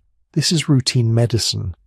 And yet, when you go looking for detailed answers about where Rh negativity came from, you hit silence. Not the silence of a cover-up necessarily, more like the silence of a room no one ever really walked into. Why? Part of the answer is brutally simple. Science follows money. Money follows priorities, and Rh negative for the most part isn't killing people anymore. Once RhoGAM was developed in the 1960s, the biggest medical problem associated with Rh negative, hemolytic disease of the newborn, essentially became preventable in developed countries. Before that, Rh incompatibility could be a death sentence for second or third pregnancies. Now it's a protocol, a shot at 28 weeks, another after birth if needed, and the problem mostly disappears. From a funding perspective, that changes everything. To get big grants, you usually need at least one of three things: a major disease, a profitable therapy, or a breakthrough technology. Rh negative origin gives you none of those. It's not a disease. There's no expensive drug to develop. And it doesn't demand some sparkling new lab technique to study. At best, it's a curiosity. At worst, it's a dead-end career path. So what you get instead of a flood of papers and competing theories is a trickle. A handful of population studies, some forensic genetics, a couple of evolutionary analyses, enough to keep the charts up to date, not enough to answer the big questions. And that's where the mystery creeps back in. Because even in that trickle, there are things that don't sit cleanly, things everyone kind of acknowledges and then quietly moves past. Ask a geneticist what we do know, and the answer sounds reassuring at first. Rh factor is controlled primarily by the Rhd gene on chromosome 1. Most Rh-positive people have a working copy of that gene that produces the D antigen, the little protein that sticks out on the surface of red blood cells and tells the immune system, "I'm Rh positive." Most Rh negative people, on the other hand, have either a deletion of the Rhd gene or a heavily disrupted version of it. The machinery to make that D antigen is missing or broken. No D antigen, no Rh positive signal. The immune system, trained on an Rh negative body, sees Rh positive blood as foreign and sometimes attacks it. On paper, that's straightforward. A missing gene, a recessive trait, standard Mendelian inheritance. But then the questions begin. How old is this deletion? Where did it first appear? Why is it clustered so strongly in a few regions? Basque Country, parts of Western Europe, some North African and Middle Eastern pockets, while staying low elsewhere? Why do certain high-altitude and isolated populations have slightly strange Rh patterns that don't line up neatly with simple drift? This is where one of the few big studies steps in. In 2015, a team of researchers dug into the Rhd gene using population genetics and molecular clock techniques, the same tools used to date the split between humans and Neanderthals, or to trace the origin of lactose tolerance. Their conclusion was bold, but not widely discussed outside specialist circles. The data fit best with a single ancestral mutation, not dozens of independent deletions popping up randomly all over the world, but one key event, the original loss or disruption of the Rhd gene that created what we now call Rh negative. One spark. And their model suggested it happened roughly 25,000 to 40,000 years ago, not 800,000 years ago with the bottleneck. Not at the dawn of Homo sapiens as a species, smack in the middle of a period when modern humans were leaving Africa, meeting Neanderthals and Denisovans, painting caves, customizing tools and spreading across Europe and Asia. A time of contact, hybridization, and intense selection. If that study is right, and not everyone agrees on the exact timing but the basic picture holds, then Rh negative is a very recent player in human evolution. It is not some ancient separate lineage. It's not a pre-human blood type. It's a mutation that arose inside already modern humans relatively late in the game. That doesn't make it less interesting. It actually makes it stranger. Because if one copy of that deletion appeared in one person, somewhere between 25,000 and 40,000 years ago, you have to explain how it didn't just vanish. Most new mutations die with the individuals who carry them. To survive, they either need a massive stroke of luck or a real advantage. So what kept Rh negative alive? The standard answer is genetic drift and founder effects. Small groups splitting off, carrying quirky traits with them, amplifying them by chance. A band of early Europeans with a couple of Rh negative ancestors settles in an isolated valley. They mostly marry within the group. A few centuries later, the frequency is high enough that Rh negative becomes a stable part of the local gene pool. Neat, clean, mathematically elegant. But even among geneticists, that's not the whole story. Some papers hint at possible balancing selection, subtle advantages that might counteract the obvious reproductive risk of Rh incompatibility. There are whispers of associations with resistance to certain infections, or differences in oxygen handling, or even behavioral tendencies, but nothing strong enough or consistent enough to pass from speculation to established fact. We're back to that uncomfortable territory. Enough pattern to raise questions, not enough data to answer them. And this is where the culture of modern science comes into play. There are questions you can ask safely. What is the allele frequency of RHD deletion in this region? Perfectly acceptable. Can we refine the mutation age estimate with newer genomic data? Go right ahead. Then there are questions that make people shift in their seats. Why do certain European populations have unusually high Rh negative frequencies compared to others? That's still okay if you keep it dry and statistical, but if you tie that to ancient migrations, to possible archaic admixture scenarios, to ideas of distinct bloodlines, you brush right up against a dark history. Scientific racism, eugenics, blood purity myths, Nazi obsessions with Aryan traits. Suddenly, what might be a perfectly legitimate evolutionary question starts to look socially radioactive. So researchers self-censor. Not because someone from a secret cabal walks into the lab and says, "Don't go there," but because careers are fragile, reputations matter, and no one wants their work weaponized by extremists or conspiracy theorists. Certain directions, especially those that mix genetics, ancestry, and perceived difference, become unofficially taboo. You can study them, but you move cautiously. You sanitize your language, you avoid big dramatic claims, and sometimes you just pick an easier project. Layer that onto the funding problem, and the result looks from the outside like intentional silence. From the inside, it's more like a quiet steering away from sensitive terrain. So is there a conspiracy to hide the origins of Rh negative blood? Not in any organized cinematic sense. There is no official memo from the scientific establishment saying, "Do not investigate Rh negative ancestry." What there is a system with built-in blind spots, a system that rewards safe, incremental research over weird, high-risk questions, a system that has been burned before by people misusing genetics to justify supremacy myths and doesn't want to touch anything that even smells like that again, and a system that, frankly, has bigger, more urgent problems on its plate: pandemics, cancer, neurodegenerative diseases, climate-driven epidemics. Rh negative sits just outside that circle of urgency. Important clinically, yes, but evolutionarily, it's treated like a footnote. Meanwhile, the gaps remain.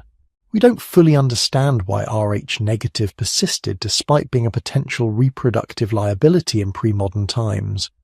We don't know whether it conferred subtle survival advantages in specific environments, cold climates, high altitudes, pathogen-rich zones that might have made it more common in some regions than others. We don't know whether there were brief windows in our prehistory where Rh negative carriers actually had better outcomes in certain contexts. Hard winters, famine, childbirth complications, only for those advantages to fade as societies changed. And because we don't know, other stories rush in to fill the vacuum. Stories of alien bloodlines, angelic visitations, ancient hybrids. Stories that say, if science won't give us an origin, we'll write our own. But there's another possibility, less dramatic, but no less fascinating.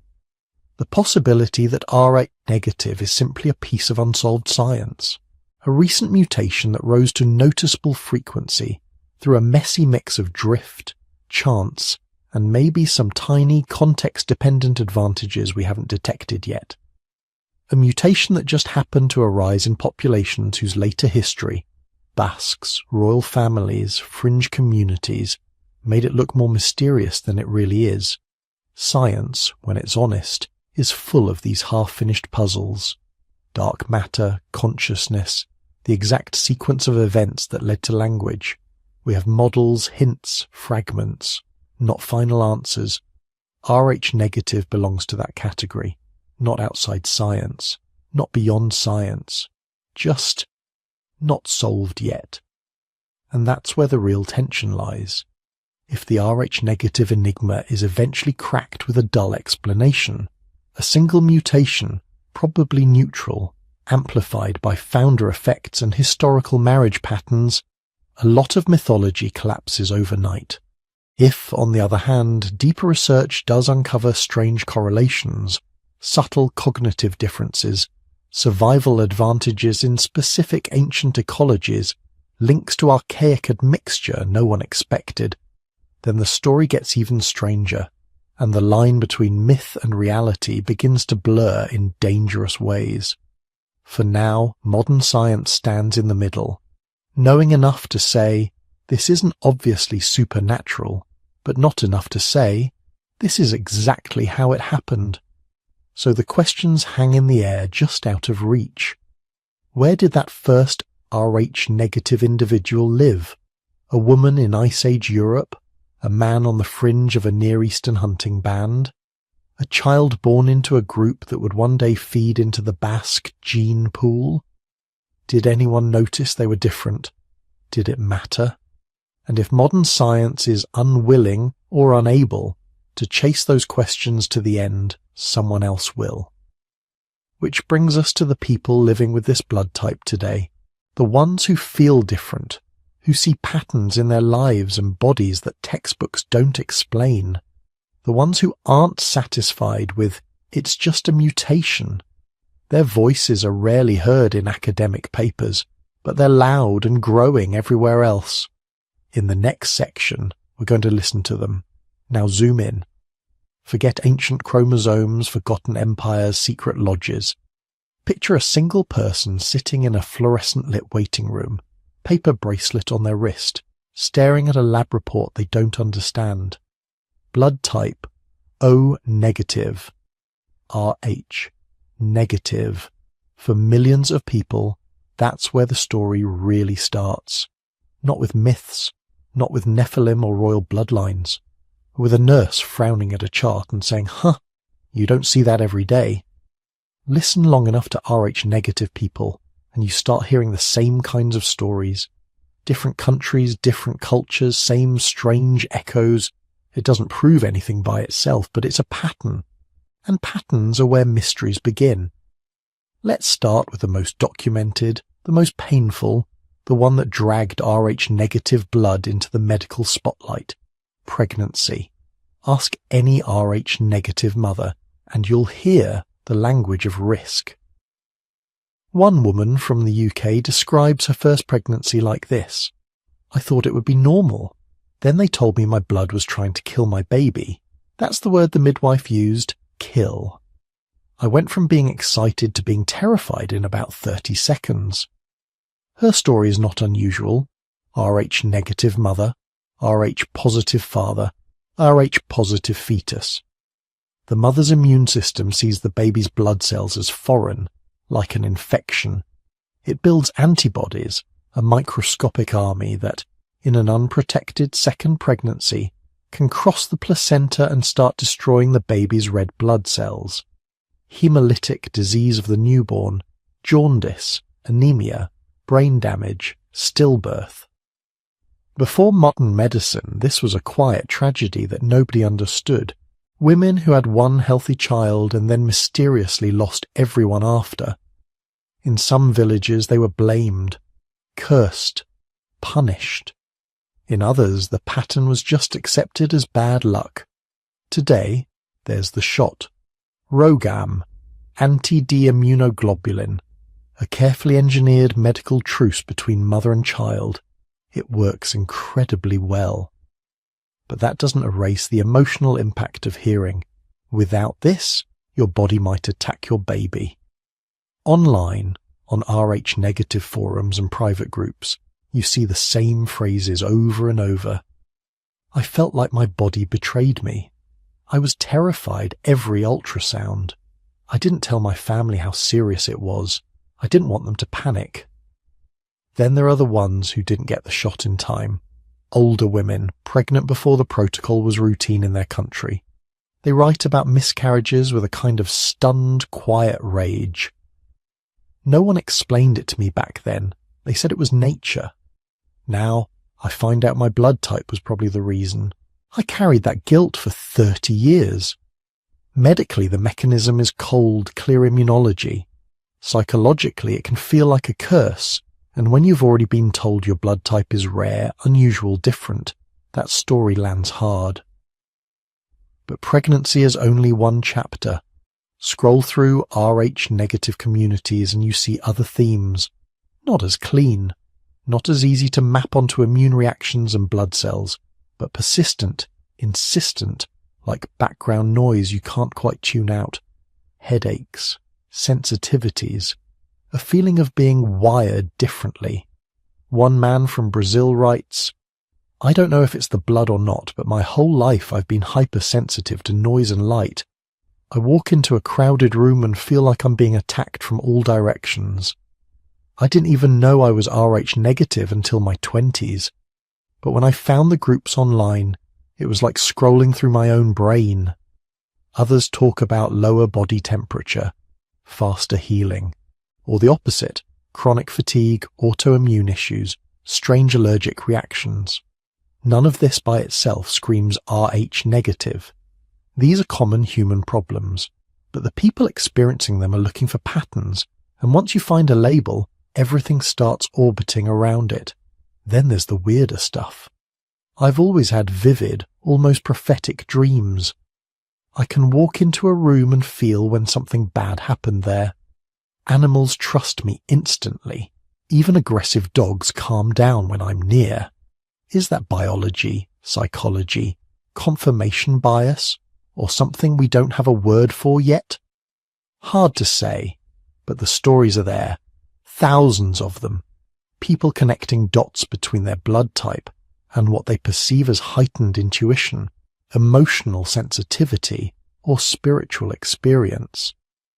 And then there's the most common theme of all. I've never really felt like I belong here. This one shows up everywhere. Reddit threads, niche forums, private Facebook groups with membership questions like, "Are you Rh-negative?" followed by, "Do you often feel like an outsider?" A woman from the United States writes, "In school, I always felt off. Like everyone else, got a rule book I hadn't been given. I could mimic what people did, but it never felt natural. When I found out I was Rh-negative, it didn't explain it logically, but it gave it a container, a seika. Oh, that's why I'm different." Even if that's not scientifically true, it changed how I saw myself. Psychologists call this identity construction. Take a trait you can't control, height, eye color, blood type, and wrap meaning around it. That meaning can be empowering or isolating depending on the story you plug into, and the internet is full of stories. Some Rh-negative communities lean heavily into science. They share studies on hemolytic disease, transfusion protocols, population genetics, They're skeptics, trying to peel away the myths and understand what, if anything, is actually unique about their blood. Others dive headfirst into esoterica. You see thread titles like "Are Rh negative starseeds?" "Share your paranormal experiences, Rh negative only." "Do you remember things from before you were born?" People swap UFO sightings, near-death experiences, strange synchronicities. Some talk about feeling watched their whole lives, of having missing time episodes, of seeing shadow figures in the corners of their vision. Is any of that provably linked to Rh negative status? No. There's no robust evidence that Rh negative individuals are more psychic, more abducted, more haunted than anyone else. But when you gather thousands of people who already feel unusual, already feel like statistical outliers, you create a perfect incubator for these kinds of narratives, and that's where the tension lies. On one side, you have lived experience. The mother whose first child almost died because her blood attacked it. The man who spent decades feeling like an alien, until a blood test finally gave him a word for his difference. The teenager who discovers being O-negative makes them a universal donor and suddenly feels both special and strangely expendable. On the other side, you have science looking at Rh negative blood and saying essentially, it's a missing surface protein. It matters for pregnancy and transfusions. Beyond that, it's just variation. For some people, that's comforting, normalizing. I'm not an alien. I'm just a little weird immunologically. For others, it feels like erasure, a flattening of a story that to them is rich, charged, and deeply personal. One Rh negative nurse from Canada describes the moment she learned her own type. "I was in training. We were practicing typing blood. Mine came back A negative. My instructor said, 'Ah, one of the odd ones.' Everyone laughed. It was a joke, but it stuck with me. One of the odd ones." Later, when I saw how carefully we had to match Rh for transfusions, when I sat with women getting Roji AM injections, I thought, maybe we are odd, not magical, not special, just more fragile in certain ways, more complicated. Others talk about the psychological whiplash of going from "I'm just me" to "I'm part of this tiny percentage of people with a trait nobody can fully explain historically." Some lean into it, adopting the Rh negative identity like a badge. They change their usernames, join specialized groups, read everything they can find about royal bloodlines, Nephilim, aliens. They feel suddenly plugged into a cosmic narrative. Their headaches, their anxiety, their social awkwardness all become clues pointing to some grand hidden truth. Others recoil. They don't want to be special. They don't want to be fodder for conspiracy theories or recruitment targets for fringe cults promising activation of Rh negative powers. For them, the knowledge becomes a quiet burden, something to mention only to doctors and maybe partners considering children. And then there are the people who sit in the middle. They know the science, they know the limitations. They can quote the studies showing no significant personality differences between Rh positive and Rh negative populations. But when they step back and take in their own lives, the strange health issues, the constant sense of standing half a step outside of normal human experience, they can't quite shake the feeling that there's more to the story. One Rh negative man from Eastern Europe puts it this way: "I don't believe I'm descended from aliens. I don't believe I'm psychic. But when I'm in a room full of people and I feel like I'm watching them from behind glass, when I get that sense of distance, and then I log into a forum and see 100 Rh negatives describing the same thing in almost the same words, I have to ask, is it just coincidence? Or is there some subtle neurological, hormonal, developmental effect that we haven't measured yet?" That question hangs over every testimonial, every late-night post in every Rh negative group. Where does biology end and story begin? How much of feeling different is wiring?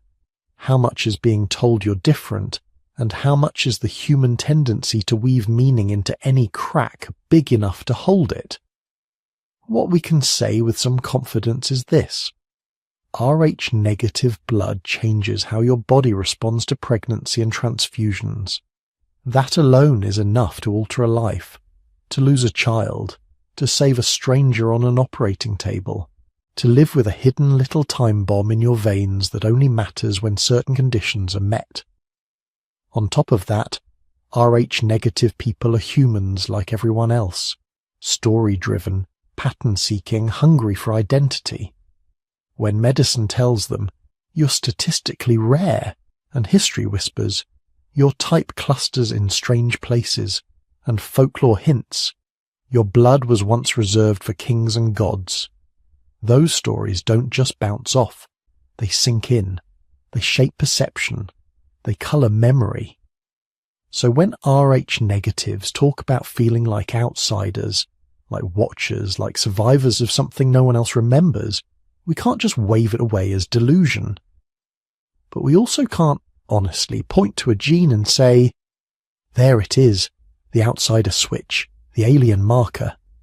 We're left in the in-between space, the same place we've been with this entire enigma, a rare blood factor, a history full of gaps, a chorus of voices saying, something about this feels different, even as the data, so far, shrugs its shoulders. In that gap between lab reports and lived experience, myths grow, conspiracies multiply, people find meaning, comfort, and sometimes danger.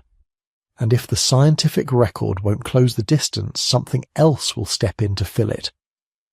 In the final section, we're going to stand in that space and ask a simple, uncomfortable question.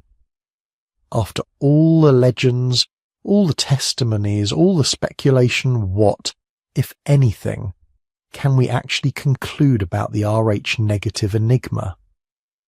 So after all of this, where does that leave you if you're Rh-negative? Are you the descendant of an ancient bloodline guarded by kings and secret societies? A statistical fluke of human evolution, a leftover echo of some older, stranger branch of humanity? Let's strip this down to the bones. What do we actually know? And where does the story shift from evidence as to interpretation to pure speculation? First, the hard part, the facts. Rh-negative is real. It's not an internet myth or a new age invention. It's a well-documented blood phenotype caused by specific genetic variants on chromosome 1 that result in the absence of the RhD protein on red blood cells. About 15% of Europeans are Rh-negative. In some populations, like the Basque, that number climbs over 30%. In others, especially in parts of East Asia and Africa, it drops below 5%. We know Rh-negative can cause very real medical complications. An Rh-negative mother carrying an Rh-positive fetus can develop antibodies that attack the baby's red blood cells. Before modern medicine, this could be fatal. Today, with ROGAM and prenatal care, it's more of a managed risk than a death sentence. But it's a reminder. This trait isn't obviously superior. Evolution tolerates it. It doesn't worship it. We also know this. Genetics doesn't show a clean, alien gene or a clearly non-human insertion. The Rh system fits inside the normal architecture of human variation. The genes involved, like RhD and RhCE, look like typical mammalian genes that have been duplicated, deleted, and modified over millions of years. You can trace their relatives in other primates. There is no fluorescent "this came from space" tag in the code. So on the whiteboard under documented fact you can write, Rh-negative is a real, genetically defined blood type. It's unevenly distributed among human populations. It creates specific pregnancy risks. Its genetic basis fits comfortably inside known human biology. That's the boring part. The part that doesn't get TikTok views, the part that doesn't sound like Nephilim or starseeds or reptilian royal families. But then there's everything that doesn't fit so neatly. the parts that keep the mystery alive. Why is Rh negative so clustered in certain groups like the Basque, some Celtic populations and a few isolated communities? Why does it seem to cling to certain lineages, like European royal houses, far beyond what you'd expect from random inheritance? Why do so many Rh negative people independently report the same clusters of experiences, heightened sensitivity, vivid dreams, feelings of being different, intense reactions to certain environments or people? Science has some answers, not all of them, not yet. Population genetics can explain geographic clustering. You take a small founding group with a high Rh negative frequency, you isolate them with language, geography or culture, and the trait can snowball. This is called genetic drift. It's not mystical, it's math. Royal bloodlines hoarding specific traits? That's not supernatural either. That's what happens when elites practice close intermarriage for centuries. They don't just keep land and titles in the family, they keep genes. As for the personal experiences, heightened empathy, strange coincidences, a sense of being out of step with the world, science can say these are subjective reports. It can look for patterns with surveys, brain scans, physiological studies, but it can't crawl inside your dreams. It can't measure the way the hair on your arm stands up when you walk into a place that feels wrong for reasons you can't explain. And this is where the gap opens between what can be proven and what can only be felt. On one side of that gap you have the grounded skeptics. They'll tell you, Rh negative is just a recessive trait. The Basque thing is founder effect. The royal obsession is cultural symbolism. Everything else is confirmation bias and the human tendency to see patterns where none exist. On the other side, you have the experiencers, the mystics, the conspiracy researchers. They'll say, the clustering isn't random. The myths of gods mating with humans, the idea of chosen blood, the recurring themes of blue-eyed, pale-skinned or other people in folklore, these are distorted memories of something real, something different that walked among early humans and left descendants who still carry that difference today. Both sides can point to data. The skeptics point to genetic sequencing studies. No extra chromosomes, no non-human markers, no obvious engineered alterations. The immune reactions of Rh negative mothers to Rh positive fetuses look like a standard immune response to foreign antigens, not evidence of two incompatible species. The believers point to mythological consistency. Stories of sky beings, watchers, Nephilim, shining ones, fair folk, serpent kings. Different continents, different eras, same motifs. They point to the stubborn survival of sacred bloodlines in ruling classes across empires and eras. They point to the fact that amid millions of traits, this particular one, Rh status, just happens to be one that literally draws a hard line between like me and not like me at the level of blood. So what can you actually conclude? You can conclude that Rh negative is a genuine biological variation with real-world consequences. You can conclude that its uneven distribution and social history make it a perfect canvas for myth-making. You can conclude that, so far, no reputable scientific study has found evidence that Rh negative people are a separate species, hybrid, or engineered population. You can also conclude something else, something less comfortable for both hard skeptics and true believers. We don't fully understand why Rh negative emerged, spread, and persisted the way it did. We can build models. We can say, maybe it hitchhiked along with some other advantage, better resistance to specific diseases, compatibility with certain diets, or some unknown physiological edge in prehistoric environments. We can say, maybe it's just one of countless quirks that slipped through the evolutionary sieve because it wasn't harmful enough to be eliminated. But we don't know, not with the kind of certainty that closes the book, And here's where the deeper question surfaces. Why does this bother us so much? Humans are obsessed with origins. Where did we come from? Why are we here? Are we ordinary or are we special?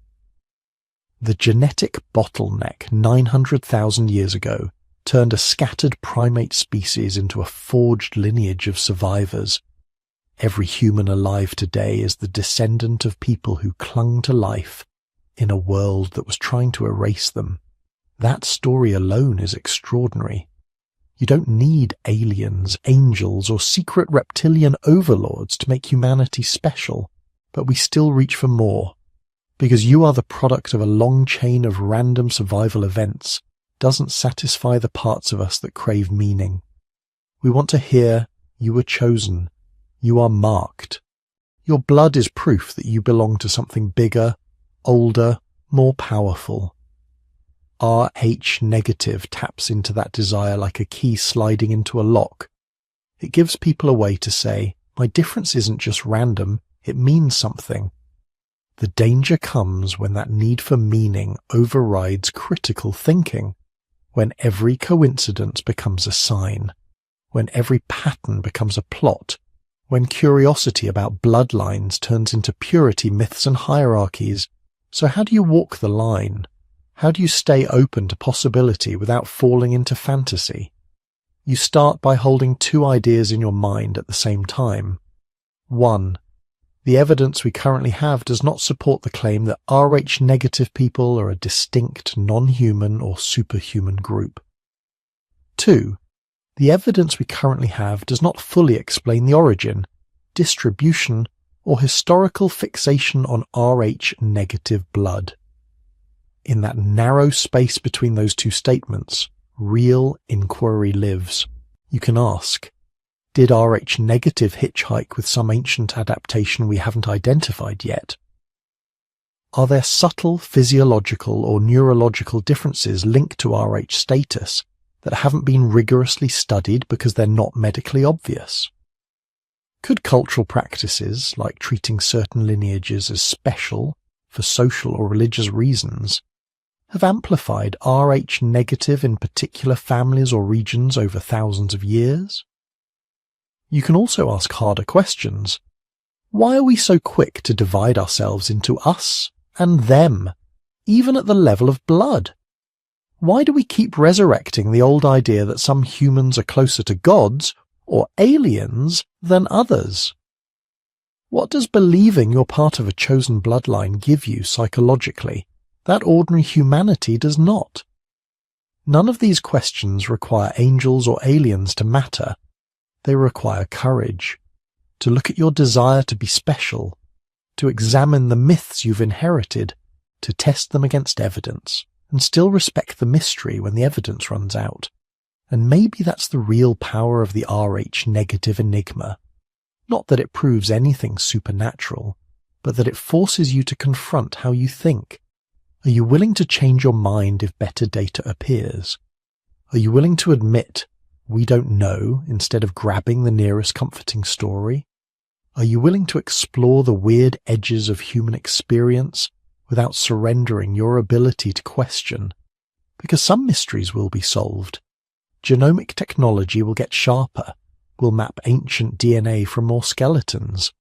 We might one day trace exactly when the key Rh negative mutations arose, in which ancestral population, under what environmental pressures. But some mysteries won't. We will probably never know what it felt like to be the first Rh negative mother watching her Rh positive baby die and wondering if the gods cursed her blood.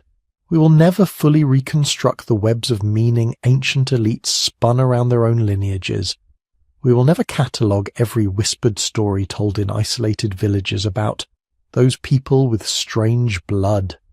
And that's okay. Mystery isn't a failure, it's an invitation. If you're Rh negative, you carry a trait that has been feared, prized, ritualized, and pathologized. A trait that modern science can describe, but not fully explain in its cultural and psychological impact. If you're Rh positive, you carry the other half of the story. the majority phenotype that made your existence possible when medicine turned deadly incompatibility into manageable risk. Both of you carry the deeper mark, the fused chromosome that ties you back to the survivors of the Great Bottleneck. The language circuits refined in tiny scattered bands trying not to vanish. The urge to tell stories about where you come from and why that matters. So maybe the real question isn't, is Rh negative proof of aliens, Nephilim, or secret gods? Maybe the real question is, what does it say about us? That when we find a strange pattern in our blood, our first instinct is to write a myth. And a second question, if we're already the descendants of the toughest survivors this planet has ever produced, how much more special do we really need to be? So where does that leave you? You've just walked through a maze that started in a hospital lab with a routine blood test and ended in ancient caves, royal courts, secret lodges, and maybe even star systems that don't have names yet. We've gone from antigens and alleles to Nephilim and nobles, from pregnancy complications to papal bloodlines, from peer-reviewed journals to whispers in forgotten archives. And after all of that, the core mystery is still staring back at you. On one level, Rh negative is simple. A missing protein on the surface of red blood cells, a quirk of immunology, a genetic variant that probably emerged in one small, isolated population tens of thousands of years ago, and then spread, mixed, and diffused through the chaos of human history. But that's never been the whole story, has it? Because wrapped around that missing protein is something else. Patterns nobody fully explains, clusters in strange places, myths that echo the same themes across cultures that supposedly never met. Stories of different blood, pure blood, sacred blood, passed down like a code half remembered and half invented. Science can map the DNA. It can trace the alleles, estimate the mutation age, build neat little family trees out of statistical models. What it can't do is answer the question that really bothers people. Why does this feel like more than just a missing protein? That's where the myths rush in. Fallen angels, star visitors, hidden lineages guarded by kings and secret orders, claims of heightened perception, strange sensitivities, out-of-place experiences. Some of it is clearly fantasy, some of it is clearly fraud, but some of it sits in that uncomfortable grey area where personal experience and measurable data don't quite line up. And humans hate grey areas. Our brains are not built to accept loose ends. We survived an ancient climate bottleneck by turning chaos into narratives, by seeing patterns, inferring causes, building stories that linked past and future. That survival trick is still running in your skull right now. You hear rare blood type, unusual reactions in pregnancy, strange geographic clusters, and your mind does exactly what your ancestors' minds did when they watched the sky darken or the herds vanish. It starts asking, who did this? Why? What does it mean? That's why Rh negative becomes such a perfect canvas. It sits at the intersection of everything we can measure and everything we still don't understand about ourselves. Biology on one side, myth on the other, and in the middle, you, trying to decide which parts feel true. Maybe you're Rh negative yourself. Maybe you've had doctors look twice at your chart. Maybe your mother told you stories about a dangerous pregnancy, or a transfusion that went wrong, or the way your family keeps certain things in the bloodline. Maybe you felt different and went searching for a reason, and someone somewhere told you. It's because your blood isn't like everyone else's.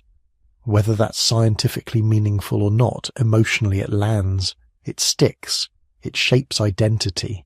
And that, more than any lab result, is where this enigma really lives. Because the deeper question behind all of this isn't just, what is Rh negative? It's, what are we? Are we the descendants of a single small group of survivors who crawled out of a climate catastrophe and slowly, painfully built language, art, culture, and cities, are some of us carrying echoes of older human cousins, Neanderthals, Denisovans, lost branches we barely have names for? Did those crossings, those ancient nights of shared fires and shared fears, leave biochemical fingerprints like Rh variants, altitude genes, immune quirks? Or, as some insist, is there something else in the mix, something non-human, something we can't fit into the comfortable timeline of fossils and stone tools?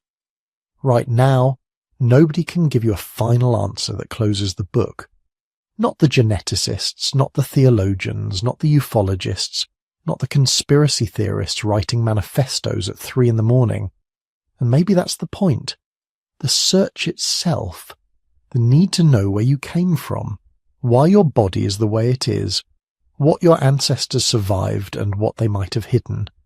That need is deeply, brutally human. It's the same drive that pushed our species out of Africa, across ice sheets, over open oceans, into every environment we were never supposed to conquer. Rh negative is just one more thread in that vast, tangled story. Tug on it hard enough, and it drags you through everything: evolution, myth, empire, religion, science, and the stories families tell in hushed voices when they think nobody else is listening. So now the question turns back to you. If you're Rh negative, what has that meant in your life? Have you had strange medical experiences, unusual sensitivities, coincidences you can't quite shake? Have you ever been told your blood was special, rare, needed, dangerous? If you're Rh positive, what theories make the most sense to you?